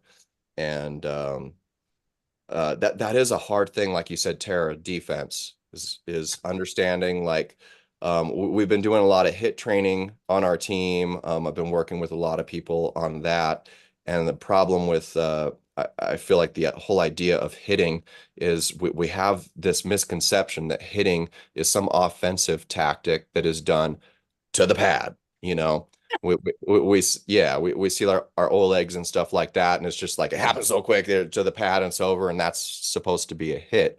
But you can hit to a defensive position. You Yeah, can Yeah. for sure. you can hit to an offensive position Good where point. you're primarily just trying to get where you want to be, not exactly the pin pad. You just want to be at a position of control. So if you're worried about somebody being faster than you or better than you in their offensive move, that hit's coming, it's a top roll or whatever, then you're you can hope that you're stronger to load back and slow them down, but more than likely they're still going to dictate the match. Or you can try and when they're trying to beat you to the pad, you can maybe just beat them just to hear. There it Yep. is. There Just- it is. Little Just to- movements and Yeah. adjustments. That's what Sontino did with that heavier class. He Yeah, manipulated a lot of guys' hand and their position where they were wanting to take him. He said, I'm going to let you go there, but I'm going to get some of that too. yeah, So that put him in a better strength position, just letting them get a little bit. Right. Oh, we got Riv Slug in the house. What's up, River Welch? Danny is a savage, he says. And he says, hell yeah, let's go California. Yeah, man. And yeah, River is actually doing really, really well in that vote for the California. That's awesome. Now, how much does he weigh? River, tell us how much you are. Is he But 65 pounder? last I heard, He looks pretty thick. he's come up in weight. Yeah, I would say he looks thicker a now. lot lighter. Yeah. So how about Brandon Brownfield? Is he going to be in that new class that you created? yes, we do have him confirmed. Yeah, because he's coming along pretty good. He looks like he's progressing real good. Yeah. There's a lot of guys who I don't know. I'm looking forward to seeing. I've been just starting to try and learn a little bit more about them, watching some match footage, and a lot of them look impressive. It's really fun to see. Is Christian Zepeda in that class? He could qualify for it, but he will Say- not. He will not. He seems like he's borderline right there at that weight somewhere. He actually walks around at 145. This would be perfect for him. Chewy as well. Chewy Espindola. Yeah, either one of them could put on weight to get more towards the 155 so that they can compete at 165. Gotcha. But for the most part, their walk around weight is 145. What are you weighing? Right now, I believe I'm like right around 170. On a great day, 175. On a crappy day, I'm down to like 168. But well, you're at the top of that class though with your weight, right? 65 pounds. No. I mean, I was somewhat competitive in the 165s for a little bit, but a lot of these guys are just getting really, really good. I don't think I'm even top 10 right now, but that doesn't mean that I don't feel I can beat every single one of them. For sure. Yeah. I truly believe that. It's everyone in that top 10 for the most part reminds me kind of what Sontino was talking about. They're all strong, Yeah. Some of us are stronger in certain areas than others, but some of them that are way ahead of me, I know I'm stronger like in 3 places and they're just stronger in 1, but they're a lot better at, getting Sure. to that one spot. So yeah, I've got a long way to go, and because being realistic about that, I just look at things differently. You're busy right now, my friend. You don't have a whole hell of a lot of time to invest into arm wrestling, It's not like it's detouring me. I'm working harder because of it, but the like pulling multiple classes at a tournament. It's not because I'm showing up there with an ego like I'm going to beat the 220s or something like that. It's get the work in. I'm going to learn something from that, and that's more important to me than like centering it all into the 165s or something like that. But it's the same with my own weight, what you were asking about. I've been like asked by like Derek's always mentoring me and like what weight do you want to be at for your next goals, and that's a tough one. for me because traditionally, yes, you want to be about 5-10 pounds heavier than the weight class you're competing in, and then just make that, small drop down to that class and be the top of that weight class. Amen. You'll probably do well, I guess, doing that. But for me, I just feel I've got such a long way to go. I'm more concerned about strength gains, being healthy and learning. So my ideal competitive weight might land at 185. It might stay at 165. I'm not sure. I just don't think that like I'm at the level like you all that I can say, my career goals for nationals and stuff is at 165. I've got a ways to go. I think once you get your contractor's license, your game will step up a little bit. Yeah, I'll be happy when that happens. I'll bet. Yeah, especially just for legitimacy. I kind of went in the reverse order. My business is doing great, man, but like the things that people want me to do, you got to be careful. It happens with all of us, man, right? It's about growth. It's just about growth. Right. I need that legitimacy. I don't want to get myself into trouble or anything like that. You know what I mean? Oh, yeah. I say it all the time, man. You want me to write like some massive estimate? I'm like, I don't know, put this shit on paper. Like,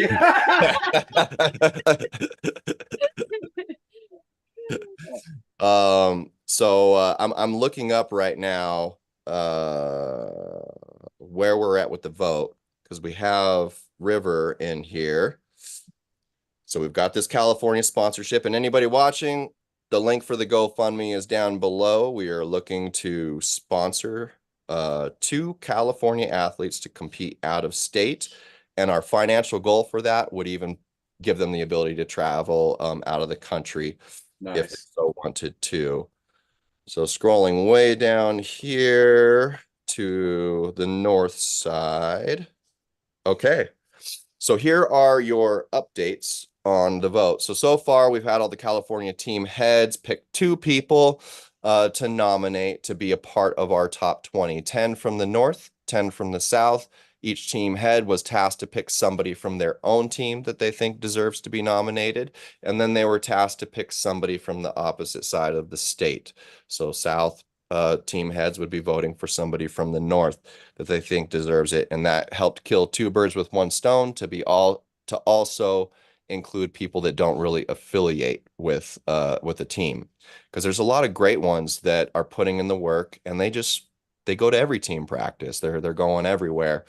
So we did not want to just limit it to teams. Where we stand right now on the north, our list is Ilya Konstantinov. We've got Goyo the Caribbean Bull.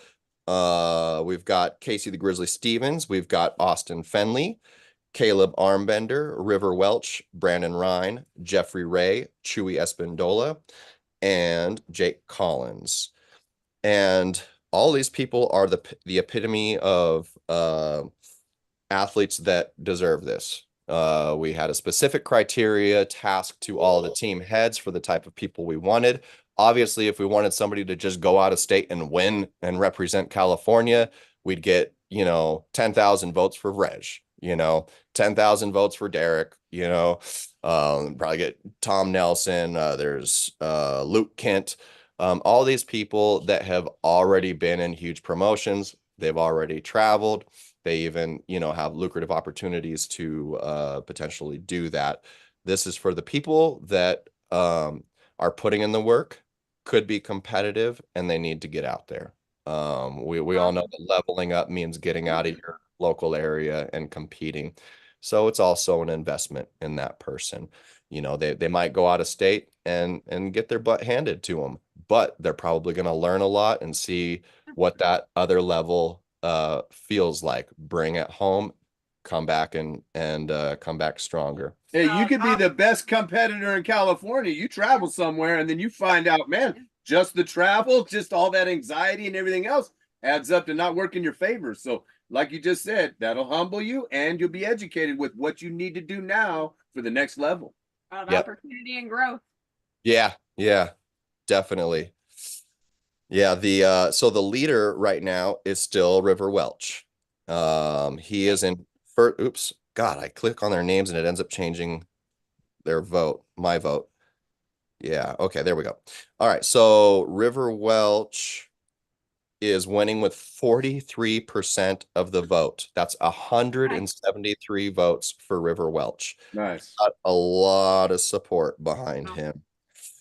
And that's out of a total of 399 votes so far on the north Nice. side. In second place, we have Caleb Armbender with 34% of the vote at 138 votes. And in third place, it looks like it's going to be Casey Stevens, close with Jeffrey Ray. Casey has 7% of the vote at 29 votes. And then we are dropping down to Jeffrey Ray, who has 5% of the votes at 21 votes. So Kane, how does this work out now? If somebody, so let's just say River was to win it, and how long do they have until they redeem the sponsorship, if you will? Well, that's the thing is the money is going directly to the event, to the travel, you know, and if for any reason they, you know, they can't commit to going to one within within the year, ideally, I'd like to see it happen by the end of 2024. We will hand it to somebody else. The only reason why we didn't want to put demands or stipulations on like the tournament itself that it has to be, or the timeline that it has to be, is this is a serious thing, and it has a purpose. And so everyone also walks their own walk. They walk their own path. They have their own journey. So it might be for River Welch that he wants to win the Arizona State Championship, and that might not be till the next year. We just want to be able to lock them into something that makes sense. Gotcha. Yeah, it might be Worlds they want to go to for Sure. the next year. Yeah. But yeah, we'll be working closely with them on that to make sure it falls into their goals and everything like that, but that it is something out of state or out of the country. I believe our fifth place winner, it's somewhere between Jeff Ray and Austin Fenley. Jeff Ray has also 5% of the vote at 21 votes, and Austin Fenley has 4. Okay, so Jeff Ray is barely in the top 5 ahead of Austin Fenley. And the reason why I say our top 5 is that's what this public community vote is for, is to whittle the North down to 5 and whittle the South down to 5. And then at North versus South is where the final vote will happen in a physical ballot. And so through this community vote, it's very hard to control who's voting. We don't know if it's somebody's grandma or somebody's sister or something like that. If they can get in there onto the California Arm Wrestling page and vote, it's primarily a matter of support. But by the mere factor that team heads of this state saw the criteria that was given and they picked those names, every one of these names matter. Okay. And once we get that top 5, you know, it's not the community picking the final winner. They're just, you know, the people that are supporting the top 5. Once we have that, it literally will be the community. It's going to be from other competitors, people that are actually showing up in Bakersfield for this event. So I think it'll be pretty solidifying. So, and I have to go to the bathroom really bad. This stuff, man. So you guys take the reins for just a minute, okay? I'll be right back. Sontino, why don't you tell everybody about the atmosphere at the Nationals, man? What the venue was like and how the travel was and stuff, because it was kind of trying. Yeah. Obviously, for us on the west side of the United States, traveling to these tournaments is it's no easy feat. Like an all-day thing. Yeah. One terms the financial cost for it for us, because we don't really have any other option other than to fly. versus a lot of the others, it's basically a 6-hour drive from most other people. So they have the option to pick or choose us. We got to fly. So for me, the travel was trying because I had to fly in a day earlier on Thursday, just because for cost of the flight and when I arrive worked out better. So I flew in a Thursday evening. Another option is I don't fly in till like Friday evening, possibly miss weigh-ins. So when you're traveling to these tournaments, that's something you need to take in consideration, because I had about 3 to 5 pounds to drop water weight. So I needed to give myself time so that I'm not rushing it. early. Yeah, especially Yeah. if you're trying to make a class and cut weight. That's pretty important to go the day before, so you have all that time to make that adjustment. Which worked out perfectly. So yeah, travel is one thing that often gets overlooked for a lot of these big events. So a lot of Key us, we point. get in there Sorry. a day early, and the venue was nice. Same organization, the Hollywood Hotel and Casino that we did last year's nationals, though different state, because last year's nationals, where like they asked us this year not to bring in outside food, but I did and a lot of other people did. Last year's nationals, we were searched and couldn't bring anything in, which was That's crazy. nobody was happy with it. Everybody was upset, and it was very apparent. Yeah, we're not going to do this again this year, because the juniors couldn't compete last year because they didn't allow any minors in the venue at Wow. all. Versus this one, they allowed them in with a little tag that demonstrated. That So it was was nice. a little small area. You have like hundreds of people gathered in there, which is, I point this out to a lot of people. Get to these tournaments as early as you can. One, so you can get weighed in, checked in. Don't have to worry about that. Also, to pick out where you're going to be seated, where your setup is, where your stuff is. Because once they start filling up, they get filled up fast. You leave your bag somewhere, somebody swoops in, takes that seat. So having a nice setup, getting there early, allows you not have to worry about any of that. Yeah. Less stress for sure. Yeah. Yeah, then once it gets started, it started like, you do You your gotta be ready to warm-ups, go. get your warm-ups done at nationals. You got everybody, like every name you can think of is there, a big name. So it's like, whoa, is that so and so? Is that Alex Yeah. Topro? He's here, he's competing. So one, if you're new to nationals, it's one, you have the aspect of dealing with like top caliber athletes in your weight class, but you're also seeing guys you may have seen on YouTube or at certain tournaments. Like Sunday, as you guys saw, Dave Chafee was in attendance Sunday because his son was pulling in a juniors division. Nice. So it's one of those things. I always say, like, nationals and worlds are like 2 tournaments a year that I put all my effort, all my resources into making and attending those. Nationals is one thing because you see all your Team USA guys, all your buddies. And then worlds is just that special thing where it's just a very small group of you from the United States into this huge atmosphere of like people you've never seen before, people you've never heard of from every corner of the world gathering in. And the level of competition is at the top. That's why you really got to be prepared, really focused for that. And it all starts with having this national sense. Currently we're always seeing on social media, Facebook, the discussion of WAF and IFA, the bands between who can compete where. And the unfortunate situation international arm wrestling seems to be under right now. But that stuff's got to stop. But this year's nationals was huge. We close to 500 entries for both days. So each and every year it's growing larger and larger. So it's great to see. And it's just something awesome to be a part of if you're able to make it. Like I said, everybody who goes there because their intention is to win. Because it's nationals. It's it costs to get there. All your time, energy, and effort, resources built into training for that. But even if you're not in contention to win, being in the top 5, top 4 is a huge accomplishment. And it depends on what class and how the bracket shakes out. Example, on the 63 kilo right, I took, I believe, 5th.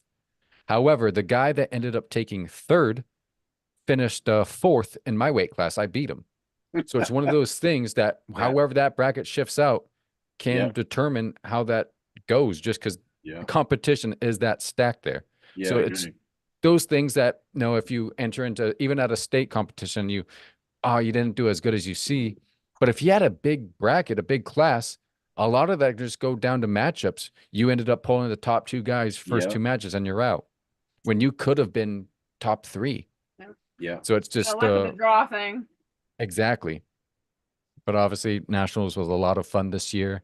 Look Yeah, it forward was. to it next year, seeing who else from California is going to step up, take that challenge, join us. Because it is an awesome experience as you guys got to experience having, I think this is, and in the terms of the Nationals I've been to, the first time we've had a California team there and a lot of people show up. So it was Nice. really a lot of fun and It special. was Yeah. very exciting, Very that's for sure. It really was. So when you talk about going to Worlds and it's just, you know, a bunch of top level people from all their countries, and you have no idea who they are.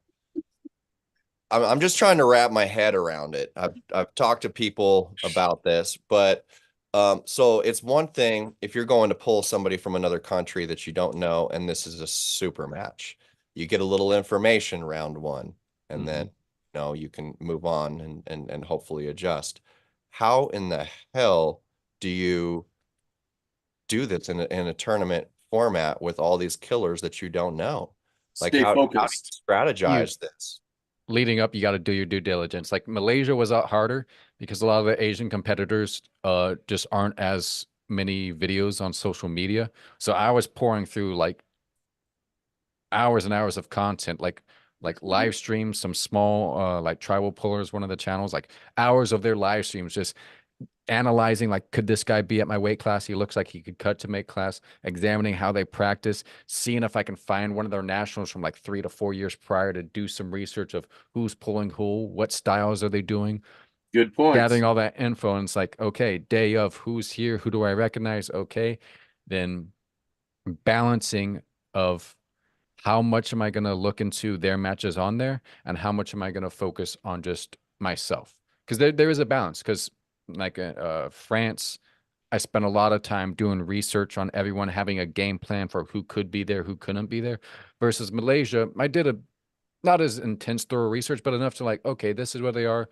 But from Malaysia, I focused more on myself. What are my strengths? What are I'm trying to put forth? Knowing that, okay, I can compete at this level. I can be offensive and be the one dominating the center at the table rather than trying to manipulate and counter like I would have to with someone at a higher weight. So obviously, finding out on your competition for international competition is harder than it is for US competition because like you can see somebody like, okay, I can see him compete, but there isn't a point of reference. Like for here in the US, you see someone, okay, he's pulled him, I've pulled that person, they practice together. So you can kind of gauge where those levels are. But with someone you've never competed with or competed against someone who competed against them, it's all up in the air. And it really comes down to just trusting the work you've put into it leading up to that moment. A good point. Yeah. Aren't you the current world champion? I am not. I underperformed at last year's Worlds, only top 4 finishes. Well, that's all right. That's good though. Only.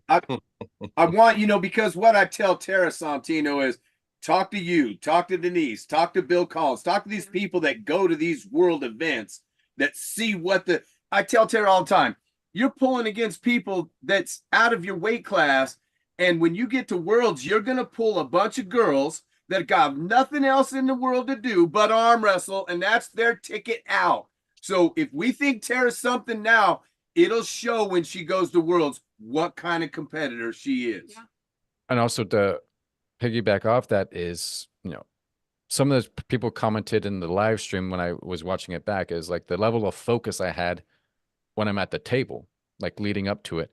And that's something that helped a lot in Malaysia, dealing with a lot of the off table issues I was having, but just the ability to lock in and just the distance between my face and my hand is the only thing I have on my mind. Good point. That's at those levels of competition, that is what's required to perform your best. Good. If you step up the table assuming, okay, I've seen this guy pull this guy, I can take a little off, save myself. It's going to bite you in the ass. All right. You then. can't take anybody for granted. It's finishing that match as fast as possible, doing what you got to do to get that match over onto the next one. Don't sit there, look over like I got this or anything. Get your matches done. Don't overlook your opponent. Good point. Yeah, there's a lot of people that feel like practically nothing in the setup, and then they feel all kinds of horrible once the ready go happens. It's tough sometimes. A lot of times you can get information from somebody in a setup. You're looking at their set, like if you don't know them is what I'm talking about. You see how they're set up, you see where their shoulder is, you see, you feel what their hand's doing and where the pressure is. It can help, but man, there's some people that just will put kind of a small arm, a small hand, soft hand that feels like, that they've never done a day of work in their life, and they just get up there, it's all soft, and then they just like a freight train.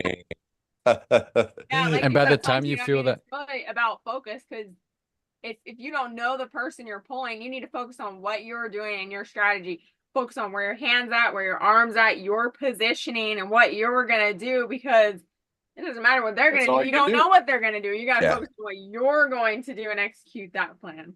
But Yeah. it's working out where you need to be.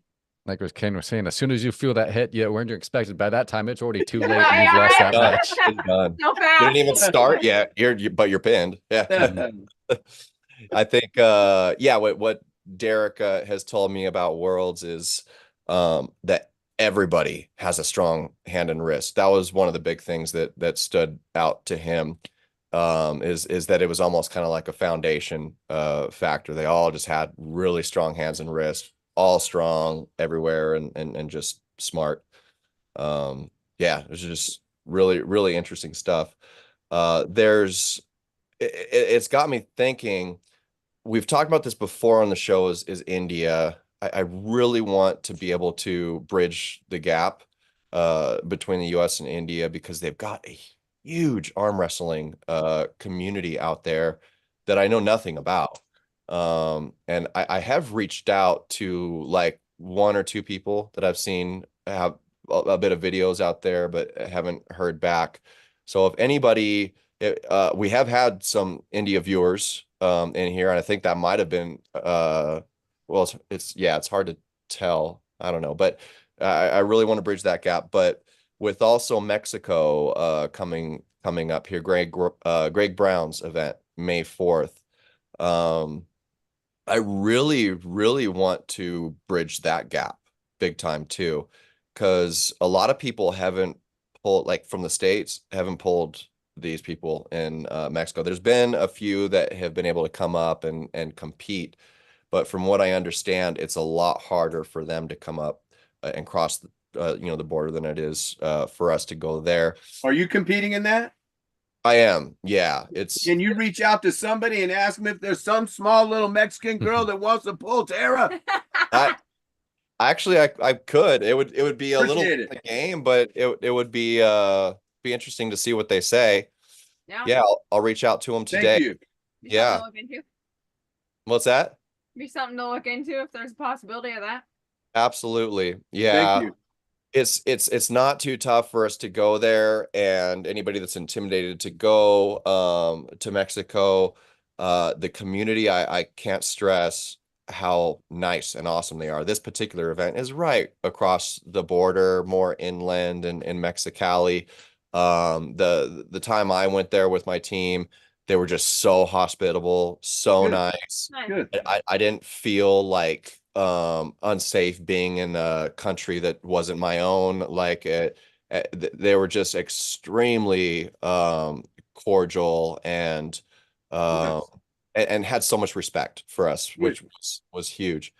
Like in fact, so my competitor for the super match down there, he's their national champ, and like, so for me, it's not a match that in any normal sense would make much sense. It's the biggest match I've ever had in my life, because for his country, he's their guy, but this guy has been like so nice to me, and like the stuff that he's saying and stuff, I could tell, like, no matter what happens at this match, we're going to be friends after. Awesome. That's good. But yeah, like That's what it's all about, my friend. You know, that's what it's right. about. Yep. Greg Brown's awesome. But the whole community out there is amazing. But the thing that I've gotta say, man, these people are really, really strong. When we have that conversation where it's like, yeah, the top 10 in Cali is this, but you know, there's all these people that, you know, we don't know that aren't arm wrestling or aren't showing up or this or that. Add Mexico into that equation. Those competitors out there are gnarly. We talked about worlds all having a strong hand and wrist. Mexico, Okay. like legitimately, they've like there wasn't one person I pulled in Mexico that didn't have a solid hand and wrist. Wow. Wow.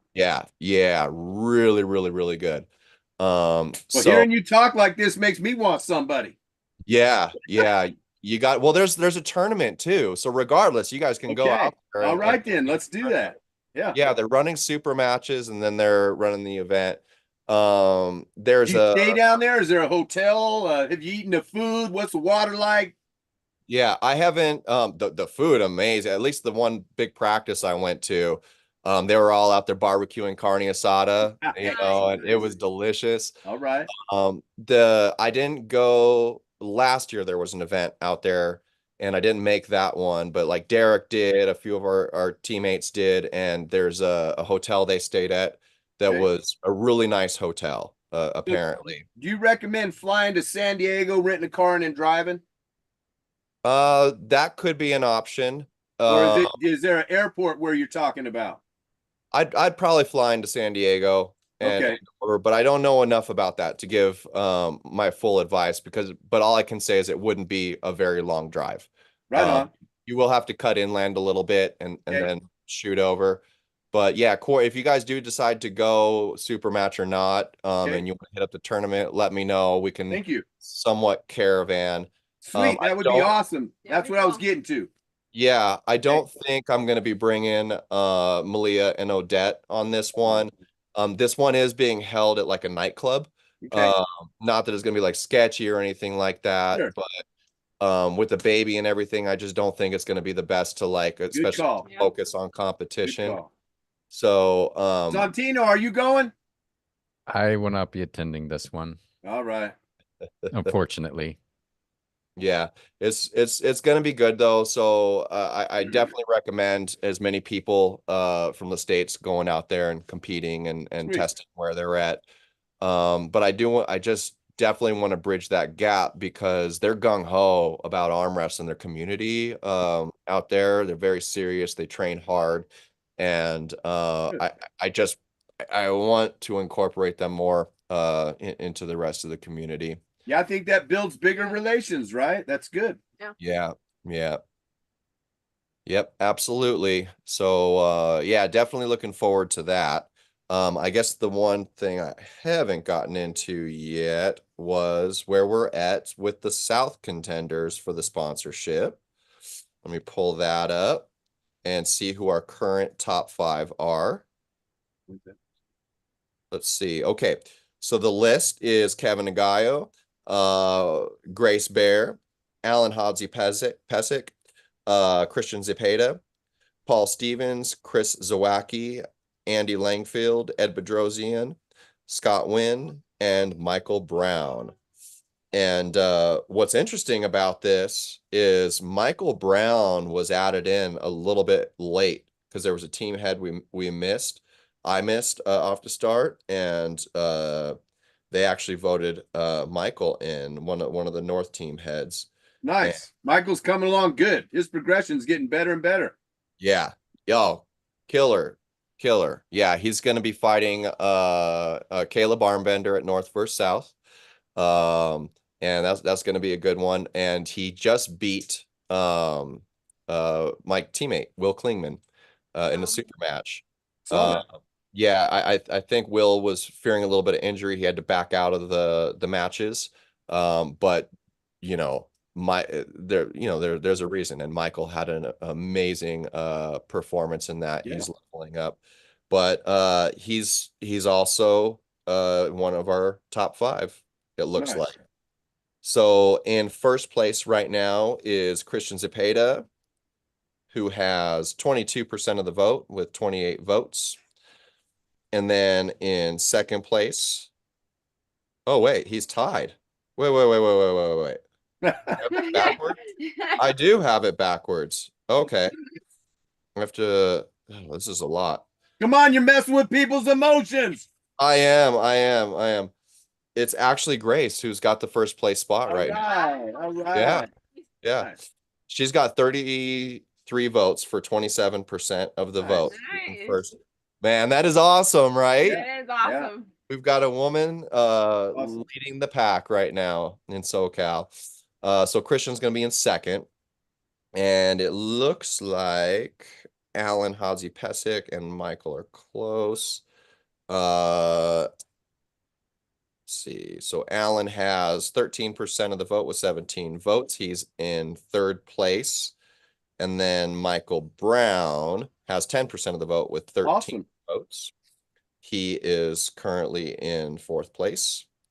And then it looks like it's close between Kevin Agayo and Scott Wynn. Kevin's got 8% of the votes, and Scott has 6%. So squeezing in on the top 5 is Kevin Agayo. That's awesome. So if anybody wants to back anybody else, Paul Stevens, Chris Zawacki, my teammate Andy Langfield, get in there and place your vote. But yeah, so far the top 5, we got Grace, Christian, Alan, Michael Brown, and Kevin Agayo. You know what's nice about both lists is really everybody on those lists is somebody that I feel good about representing California. That really they're all going to shine no matter who sends who or who goes. Yep.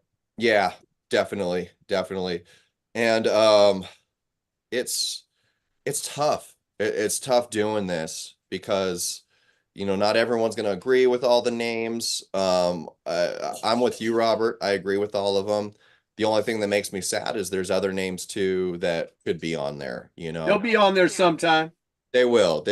And the way I want, if it's either the person themselves that wishes they were on that list or, somebody that wishes somebody else was, we're just kicking the door open. I'd like to just say a shout out to Ed Bedrosian, right? Like it takes a big person just to step up and say, hey, look, I love arm wrestling. I'm going to continue to keep, just take my name off the list, right? That there's other people that are more deserving or he'd like to see. That's all. So if anybody else is out there feeling like Ed, speak up because you got some people that really want to. And if you don't, say something. Right. Yeah, a big factor in there for me, if there was going to be removal, it would have to be a bunch of team heads or the community itself, not only saying that person shouldn't be there, but primarily that there is somebody that should. And I haven't had that. So if anybody has those thoughts, it's definitely been held to themselves and not brought to my attention.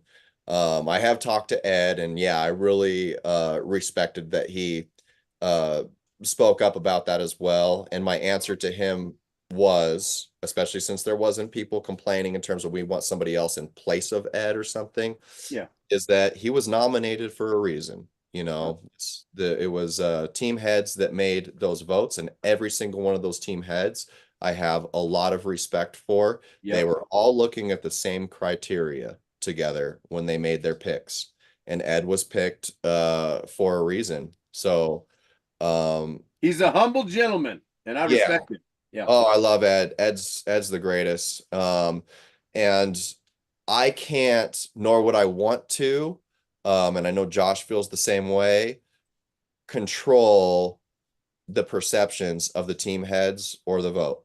But that's a good thing. Could Josh and I have just decided to start this GoFundMe and just picked, 2 people or 1 person that we want to deserve that? Yeah, we could have, but I think it would have caused a lot of problems, and I also don't think it should be up to us. Good for you guys. Yeah, it should be up to people other than ourselves, you know. So let's not forget, just to remind everybody, there's an upcoming tournament next weekend in Santa Clara. Oh, right. The Yeah. Evo I was- Sports, just to give everybody opportunity to make it. And you Okay. guys will be there? Yeah. You guys will have that trophy? Oh yeah, we'll Oh, be yeah. there. Yeah. Bring in the Excited. trophy. We got to bring the trophy. Hey, look, I- a 4-foot trophy. We managed to break it down and put it into this bag. Just Yeah. barely enough room to fit. Yeah, I plan a little presentation for that. So little Nice. insight for everyone watching this. You guys get a sneak peek of what to expect Sweet. at Santa Clara. It's You're going to be gonna great. love it, man. It looks great. It's awesome. Okay. Time and location for that. Santa Clara Evo Sports Festival. It is at the Santa Clara Convention Center. It's looking to start at, I can pull it up right here. I believe at noon. There are early weigh-ins Friday evening for people that need it. Just to contact Jody that's on the flyer. There you go. Yeah, it's 35 per entry. Weight classes are different than what people have been used to in California. I talked to Jody. We're doing a 154, 0 to 154. You Mm. know, the 176, 98, 220, 242, 243 plus. So different weight classes than your standard 165. We're looking to get in line with more of the rest of the United States, bring that lightweight a little bit lower to compared to everyone else's lightweight. So we'll see how the arm wrestlers respond. Seeming like everyone's more excited to these weight classes. So we'll see how that goes. But it's looking to a big event. So Good. look forward to seeing everyone there. Me too. Great.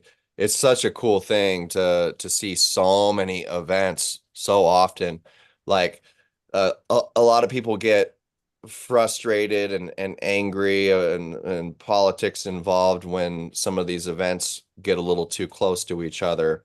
But I just can't look at arm wrestling, the finances behind it, the events themselves right now at this point in time as any particular thing, especially bad, because we are in an investment period for this sport.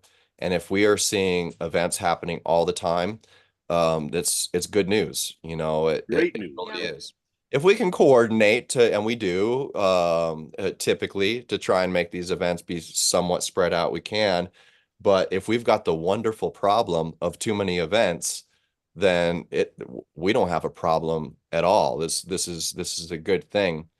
I've really picked brains of veterans who have been in the sport for like over 20, 30 years. The differences between what the sport was like then and now. And I know, Robert, you could probably give some insight on this as well. Boy. And I just love hearing those insights. Yes, from what I keep hearing is that yes, tournaments a lot of times were bigger a long time ago, that there'd be a lot of killers that would show up, big classes, but more often than not, you're looking at, you know, a very small handful of tournaments per year, and then just everybody showed up to those because there was less facilitation. And so all these like numerous small tournaments that pop up everywhere, we might not have as huge a classes for them, but there's just always all these opportunities to compete, and is proof of growth of the sport. What are your thought processes, Robert, in terms of the difference of this sport as a whole between then and now? 30 years ago. Sure. Well, let's start off. When did you get into the sport, Robert? 1987. Okay. Yeah, I went to Worlds. I went to Worlds. And in 88, I finished 6th. Wow. And I think that, a matter of fact, just not to toot my own horn, but I was at Petaluma in 88, and I was the first American to ever wrestle a Russian. And it was the most electrifying thing I've ever been a part of, especially at World Championships. It was just us against them. Right. And I think the difference now is life is so busy for people. There's so many avenues and so many things we all enjoy that it's difficult just to focus on one thing. Whereas maybe 30 years ago, it was the thing. You know, there was a handful or 2 handfuls of of sports that people loved, and being an individual sport, lots more people could thrive at that. Now it's just so busy, it's hard to attend. Life is just demanding. And Right. so we ought to all appreciate, like you said, these people putting on tournaments and these promoters, Bill Collins, Sean Hancock, Denise and Leonard. All these people should be commended for what they've done year after year to keep our sport growing, not just surviving, growing. So although there's tournaments that we probably can't all make, there are individual tournaments that really make or break somebody's career in arm wrestling.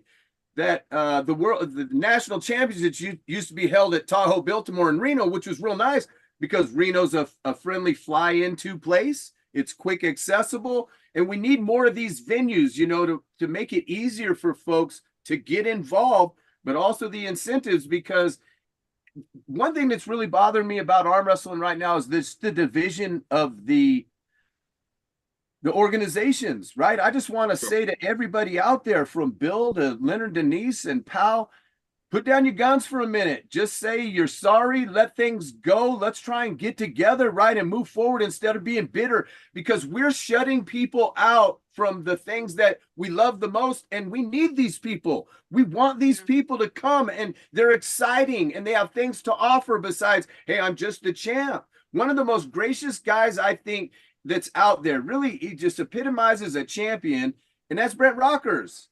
The guy is humble, and he pretty much destroys everybody he touches, but he's humble. He make you think that you actually got a shot. John Brzezink's another one. John Brzezink deserves all the credit in the world for really never crushing anybody to where they thought they could not beat him. He's a gracious dude, and we all need to do this. Be more gracious with our competitors. When you're done, compliment them. Say something nice, right? Yeah. Otherwise, try and be just respectable when you're on the table. And I think that's the difference. Back in the day, everybody was, I don't like you.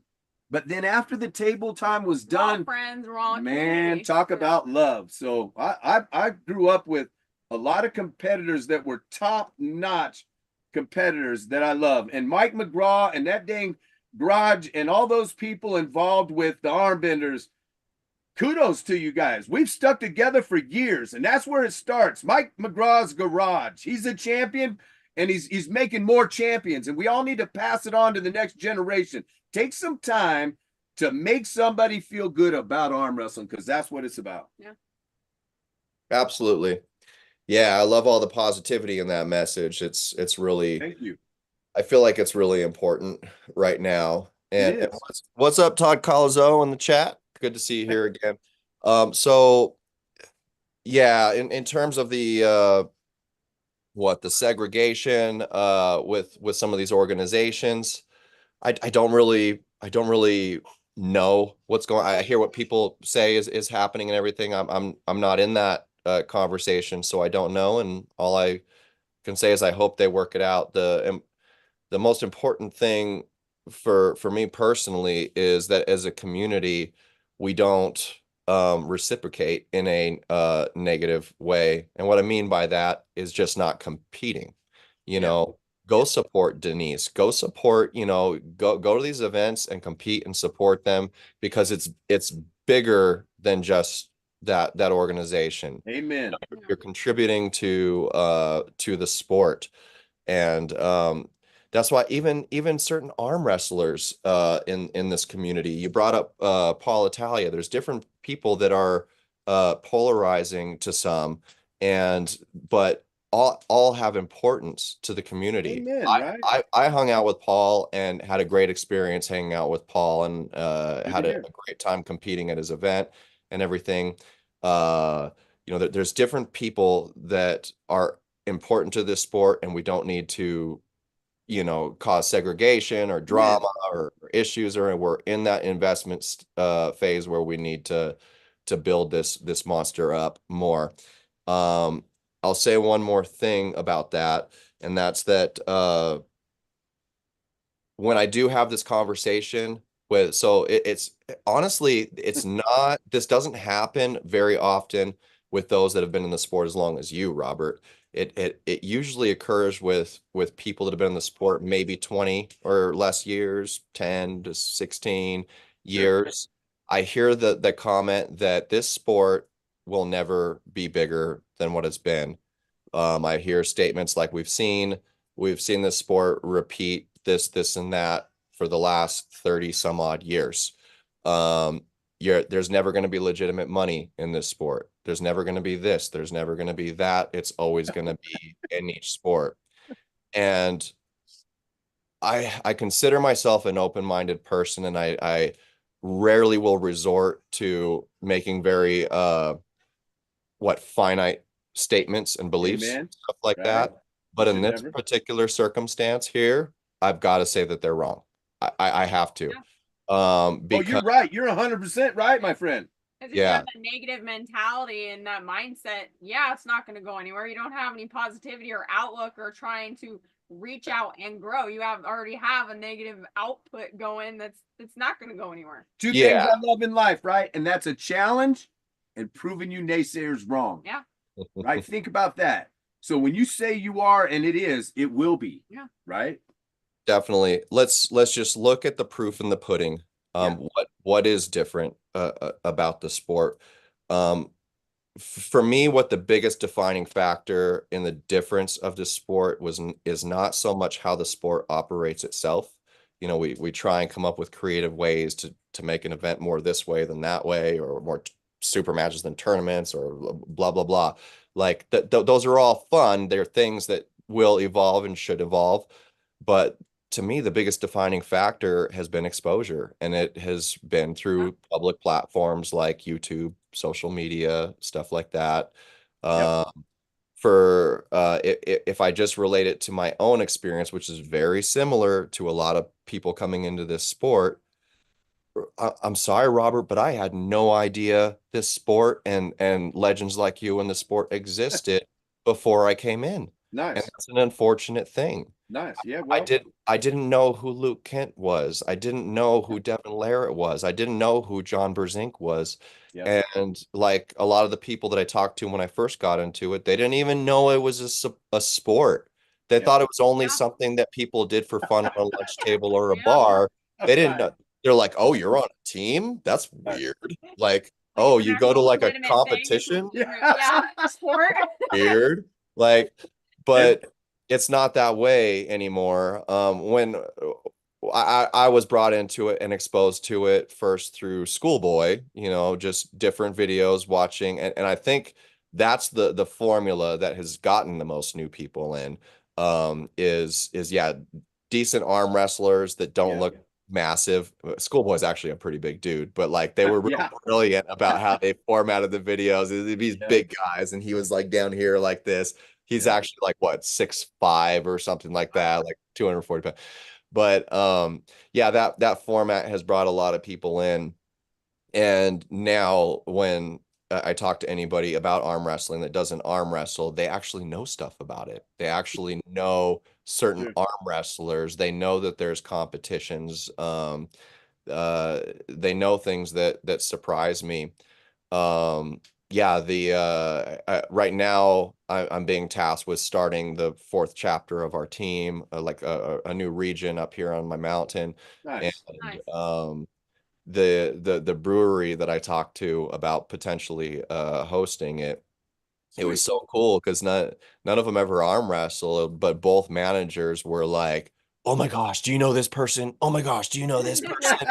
Like, yeah, man, Yeah. that one's on my team. That one Yeah. I've trained with. That Yeah. one, you know, and Yeah. you can meet them all. I'll bring them. We'll bring them to Sure. your brewery. And That's what it takes. right. So if you can't, so I'm starting to think that the naysayers that don't think that things are changing in a huge way for this sport really just aren't involved with those platforms. And I Probably don't not. have anything against them for it. You Right. know, if you're reading a book instead of going on YouTube or social media, man, You ain't gonna see it. right on. Yeah. But you also don't know what's going on Right. in terms of the growth of the sport, probably. And it's huge with any sport or anything new. It's about informing the public. It's about exposure to the public. If somebody thinks that there's never going to be legitimate money in this sport, I'm sorry. I'm sorry, you're wrong. You're wrong. You know, if the whole world is being exposed to something, that creates financial opportunities. If you Absolutely. if you have if there is a spectatorship, if there is an audience for the sport, then that means there's a customer base. And it's just about knowing how to Yeah. tap into that. I think we're still like I don't want to say in an infancy in a way that makes it seem like we're still in each sport. But I do mean that in a way to where we're it's like the campaign is being done.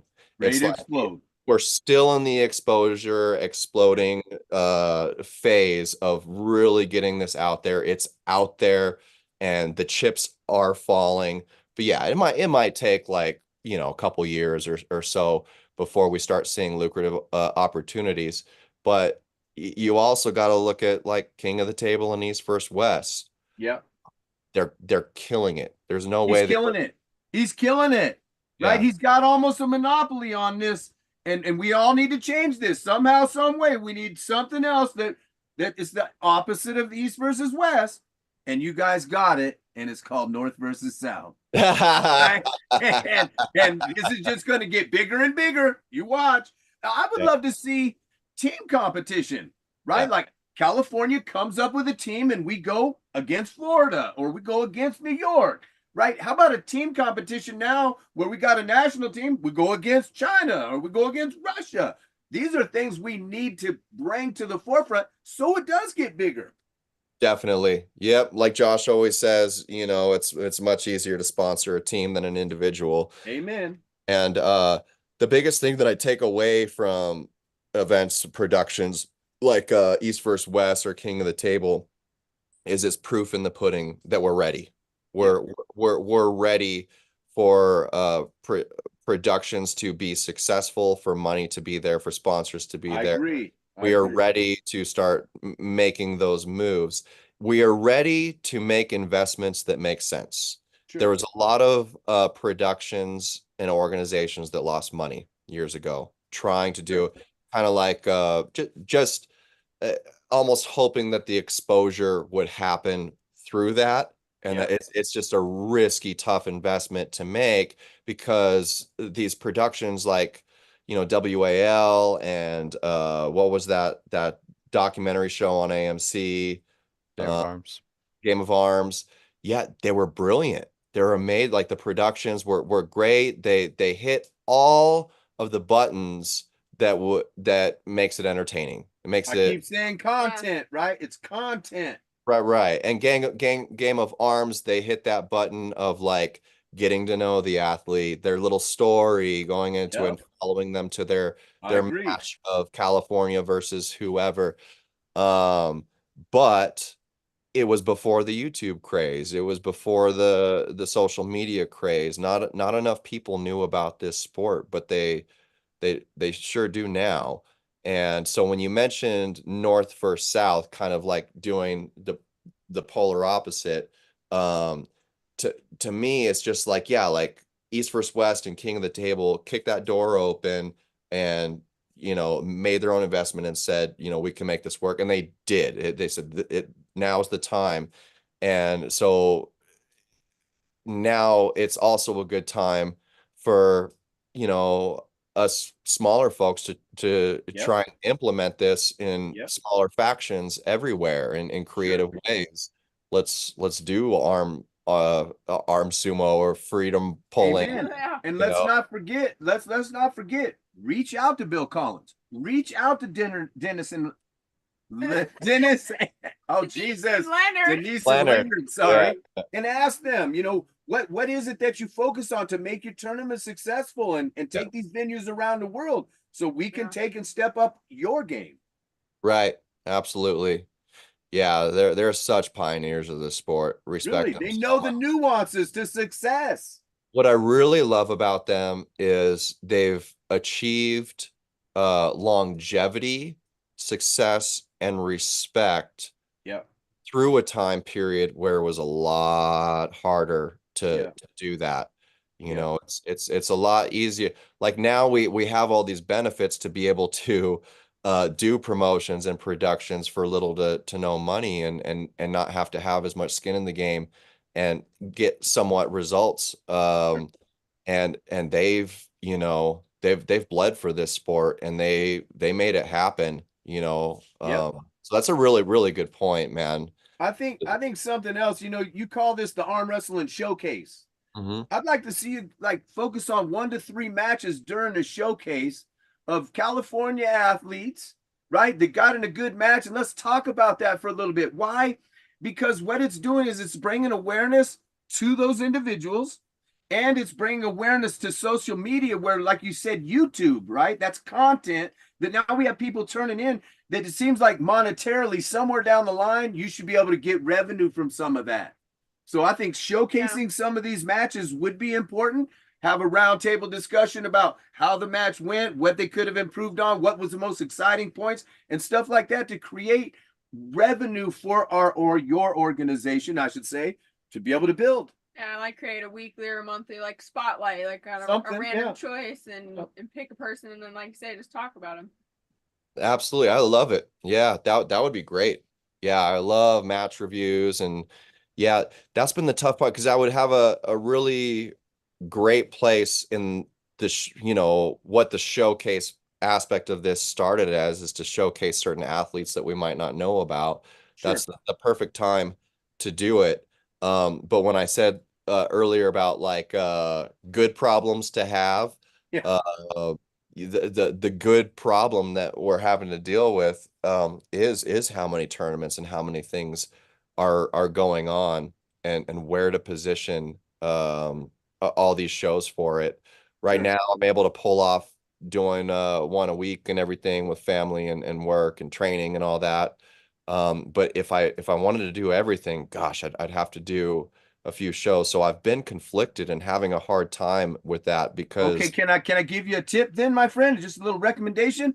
Your sure. guy Sontino, I'm gonna tell you, like Paul Italia's guy is who? Do you know? Do you know who Paul Italia's guy is?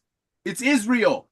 All right. Israel's a wealth of knowledge, and he's a good speaker, and he's a funny guy, and he's respectable. So for you and Josh, relieve some of that to Sontino or somebody else that's a good speaker, right, to fill in for you so you can focus on your family some days. You don't have the time for this, right? And let's just keep that ball rolling where somebody else just fills in for you so you don't have that demand on you all the time, Kane. Absolutely. Yeah, that would be very cool.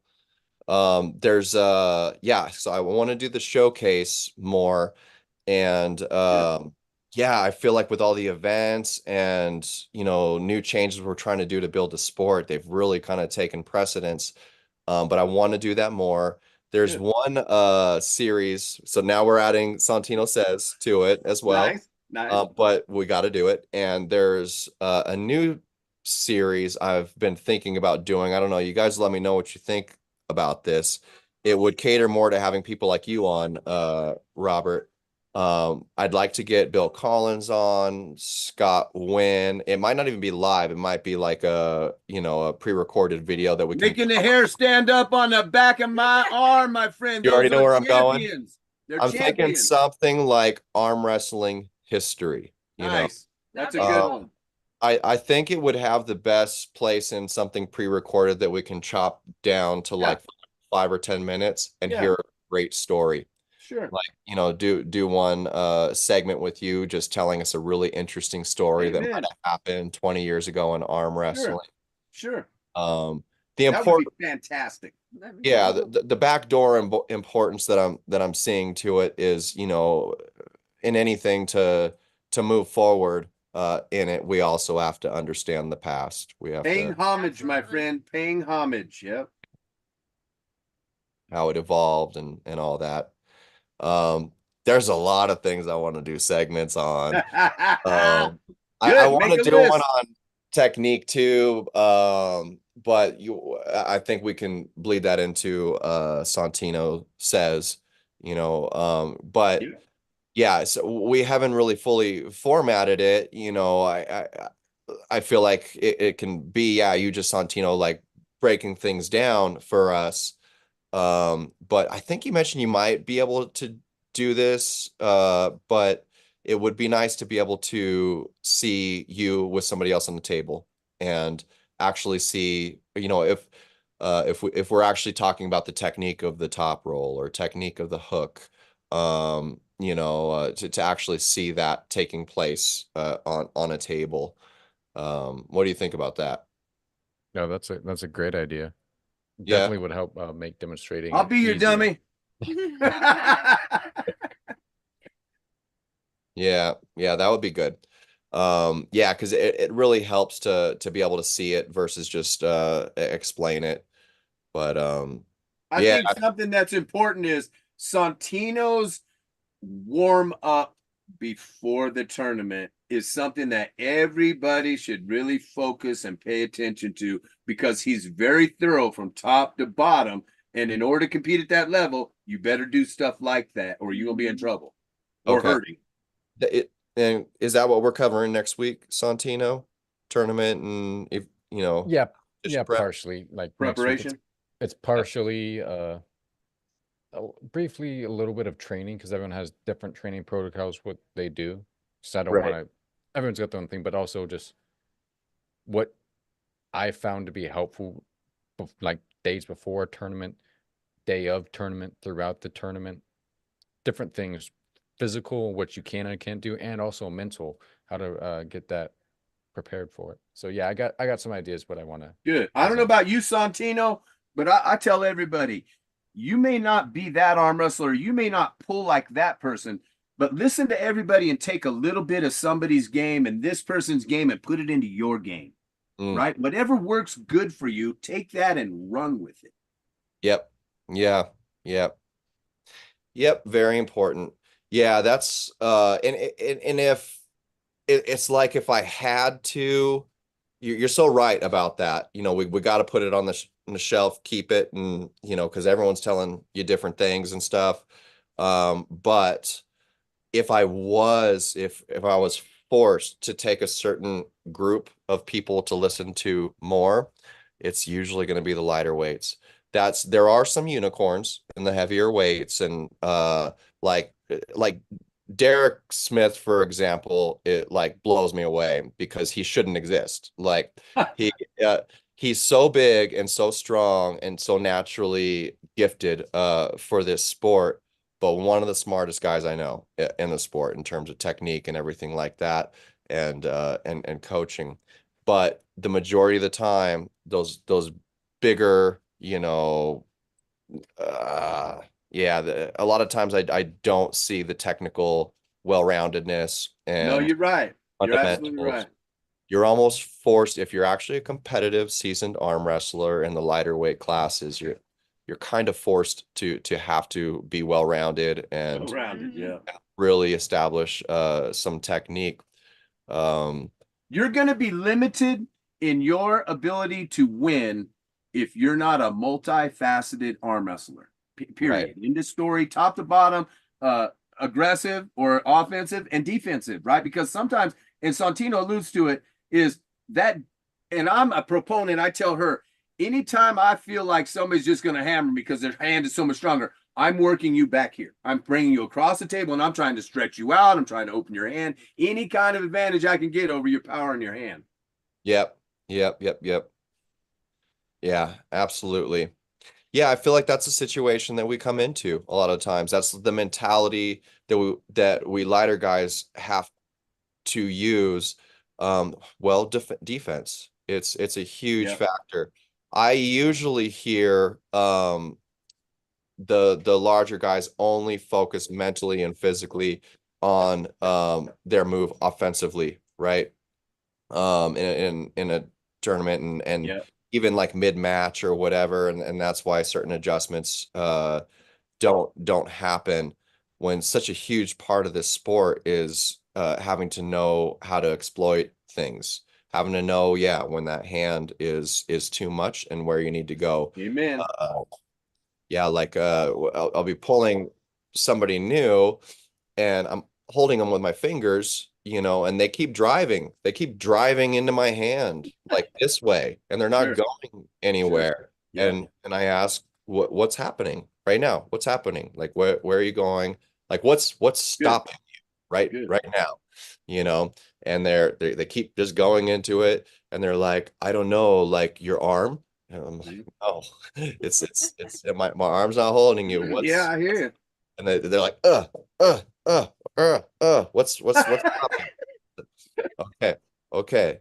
This, you keep going into this right here, you know, get out of that now. And I think something that's a key point is Giannis. You guys ever watch Giannis and is it Ray Lippens or Lipens? Lipens, yeah. Did you see that one little video on YouTube they have where, you know, they're talking about pronation and hand control and stuff like that? I think that's like golden stuff for people, right? Because Giannis is at the top of his game. And sometimes we all forget there's a counter. There's a counter for everything. Yeah. And so some guys, if you watch them, you think, well, why aren't you struggling? Because they're comfortable. They're countering that position that they're put in. And when you mentioned Derek Smith, I really love Derek. I think Derek's like a gentle giant, charismatic, you know, nice, easy going. And I think, and it's just my opinion, right? I could probably be wrong because I'm seeing it through the TV, but I watched Derek compete in a few times and I think, are you getting jacked up before the match starts or are you waiting to get jacked up?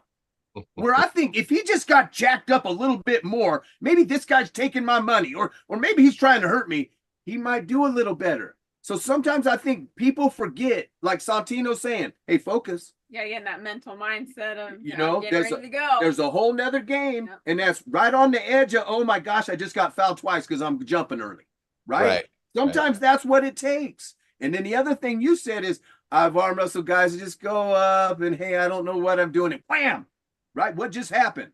You got fooled. Yeah. You got fooled because that's part of the game. So incorporate. Trying to throw your opponent off their game. Amen, right? Sometimes that's part of it. Yeah, it's hard to get into that mental place.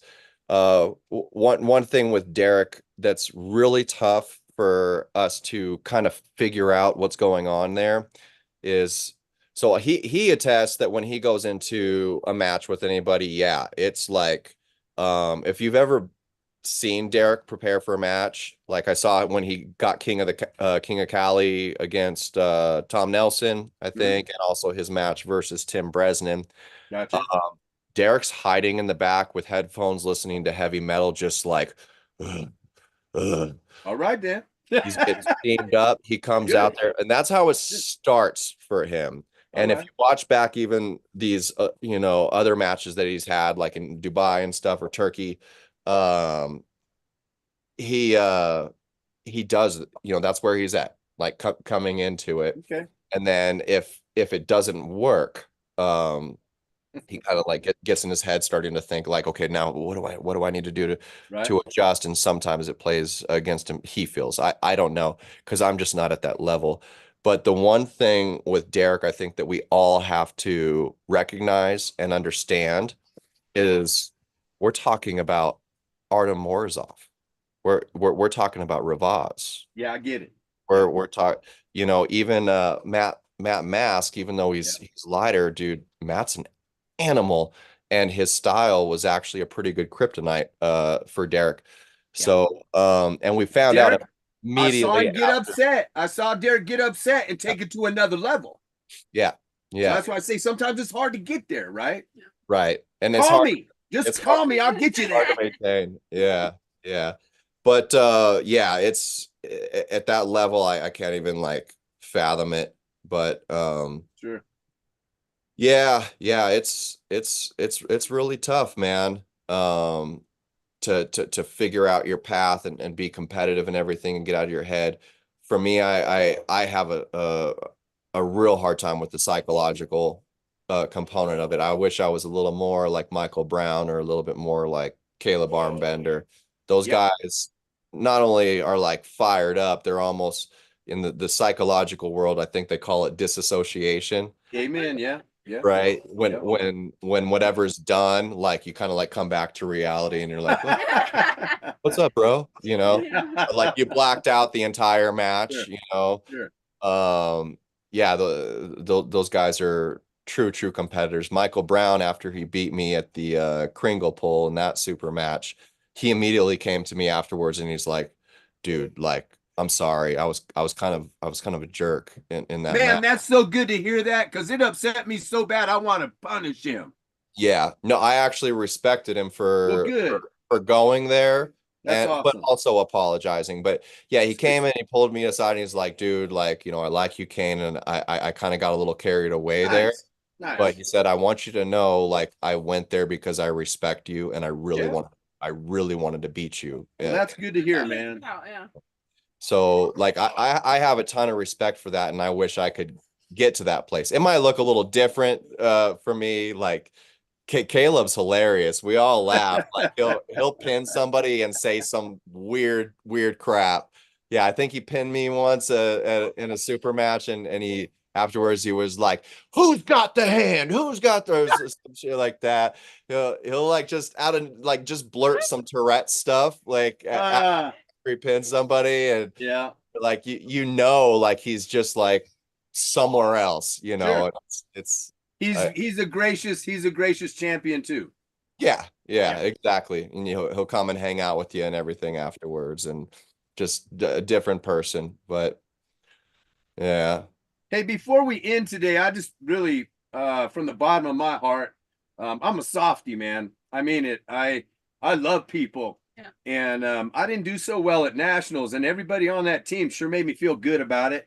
And I try to do my part, whether I'm a good competitor or a good teammate.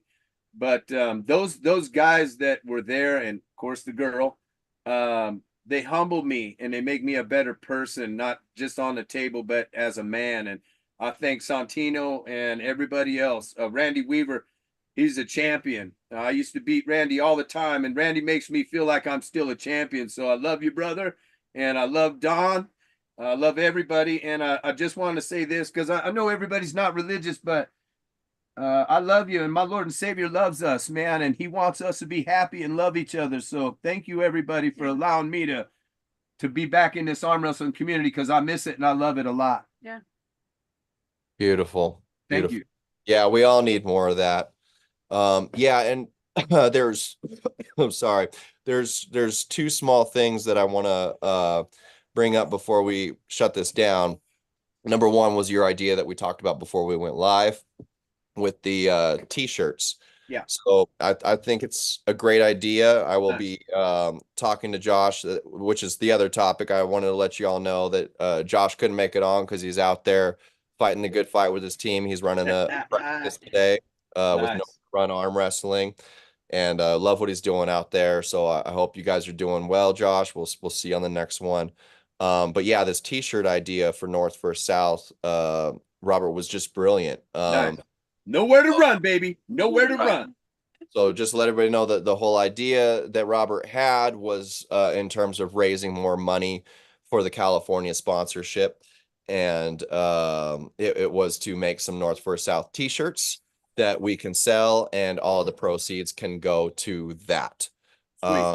It is a very important factor for Josh and I that for the event itself, nobody's being charged to compete in that. Thank you. And I also don't want to do anything like that that contributes to the sponsorship. We want the event to just be different. And but that t-shirt idea I think is fantastic because have all of our team logos on it if you could get it on there, Yeah. So I know the only thing I got to work out is I know that they're doing they're doing one for North vs. South already with Derek and everything, and I don't know if that's contributing to the event itself, so we might have to do something different for that. But I really like that idea. I like the idea of potentially involving sponsors in it. Me too. To get their logo on that shirt. That would also go purely to the sponsorship. Sweet. I thought that there was a tax involved at GoFundMe, but the last donation that I made on it, I realized it's a tip that they incorporate. I didn't really realize that. Mine was like automated to like $7 or something Yeah, like it, that. like automatically sets it when you put it in, but you can change it to an optional amount. Okay. Yeah, I just wanted to put that out for everybody. I didn't notice it till my second donation. That I could change it, and it was just a matter of a tip. I guess GoFundMe doesn't like make money directly or whatever, that they are funded through people offering Gotcha. a donation to them as well. So if you want to donate to the platform with a couple extra bucks, then fine. But if you just want to donate for the athlete, just put the amount. Just look for that. Look for that portion while you're checking out or donating, that it might be automated to an extra $7 or something like Good. that. Just switch that over to 0. So that's pretty much it. Yeah, Armtruvial, I noticed you're in the chat as well. Thank you everybody in the chat for showing up, and thank you Sontino. Really appreciate you every time you come on. And thank you, Robert and Tara. Welcome. Absolutely. Awesome to have you on. I really enjoyed having you on for the first time, Robert. We Thank got to you. get you back on here. Appreciate it. Thank you. Both of you. I love this dynamic. You both are great. Here's the national championship shirt. Yeah. Love it. We All sure right, appreciate you guys and what you all been doing. Yeah. Everybody that you've had on the round table, even Lorenzo. He's my buddy, man. I love him. And anybody that ever needs somebody to talk to, just reach out. Please pick up the phone. I'm here. Awesome. All right. Yeah. I Okay. just want to say one thing to you two, Sontino and Kane, and everybody who's helped donate to my fund. It helped me get to nationals and where Thank I'm you. at. Now I'm working towards worlds. So I appreciate all of you, because without you guys, I wouldn't have been able to do that and get to this point. So thank you all, and God bless y'all for Yeah, that. thank you. Yeah, we all love you, Tara. And We love you too. the link to donate for Tara is also in the description section. We're gonna keep that up Thank you. as long as we need to. So y'all have a good rest of the weekend. Enjoy Thank yourself. you. I'll talk to you later, Love you brother. guys.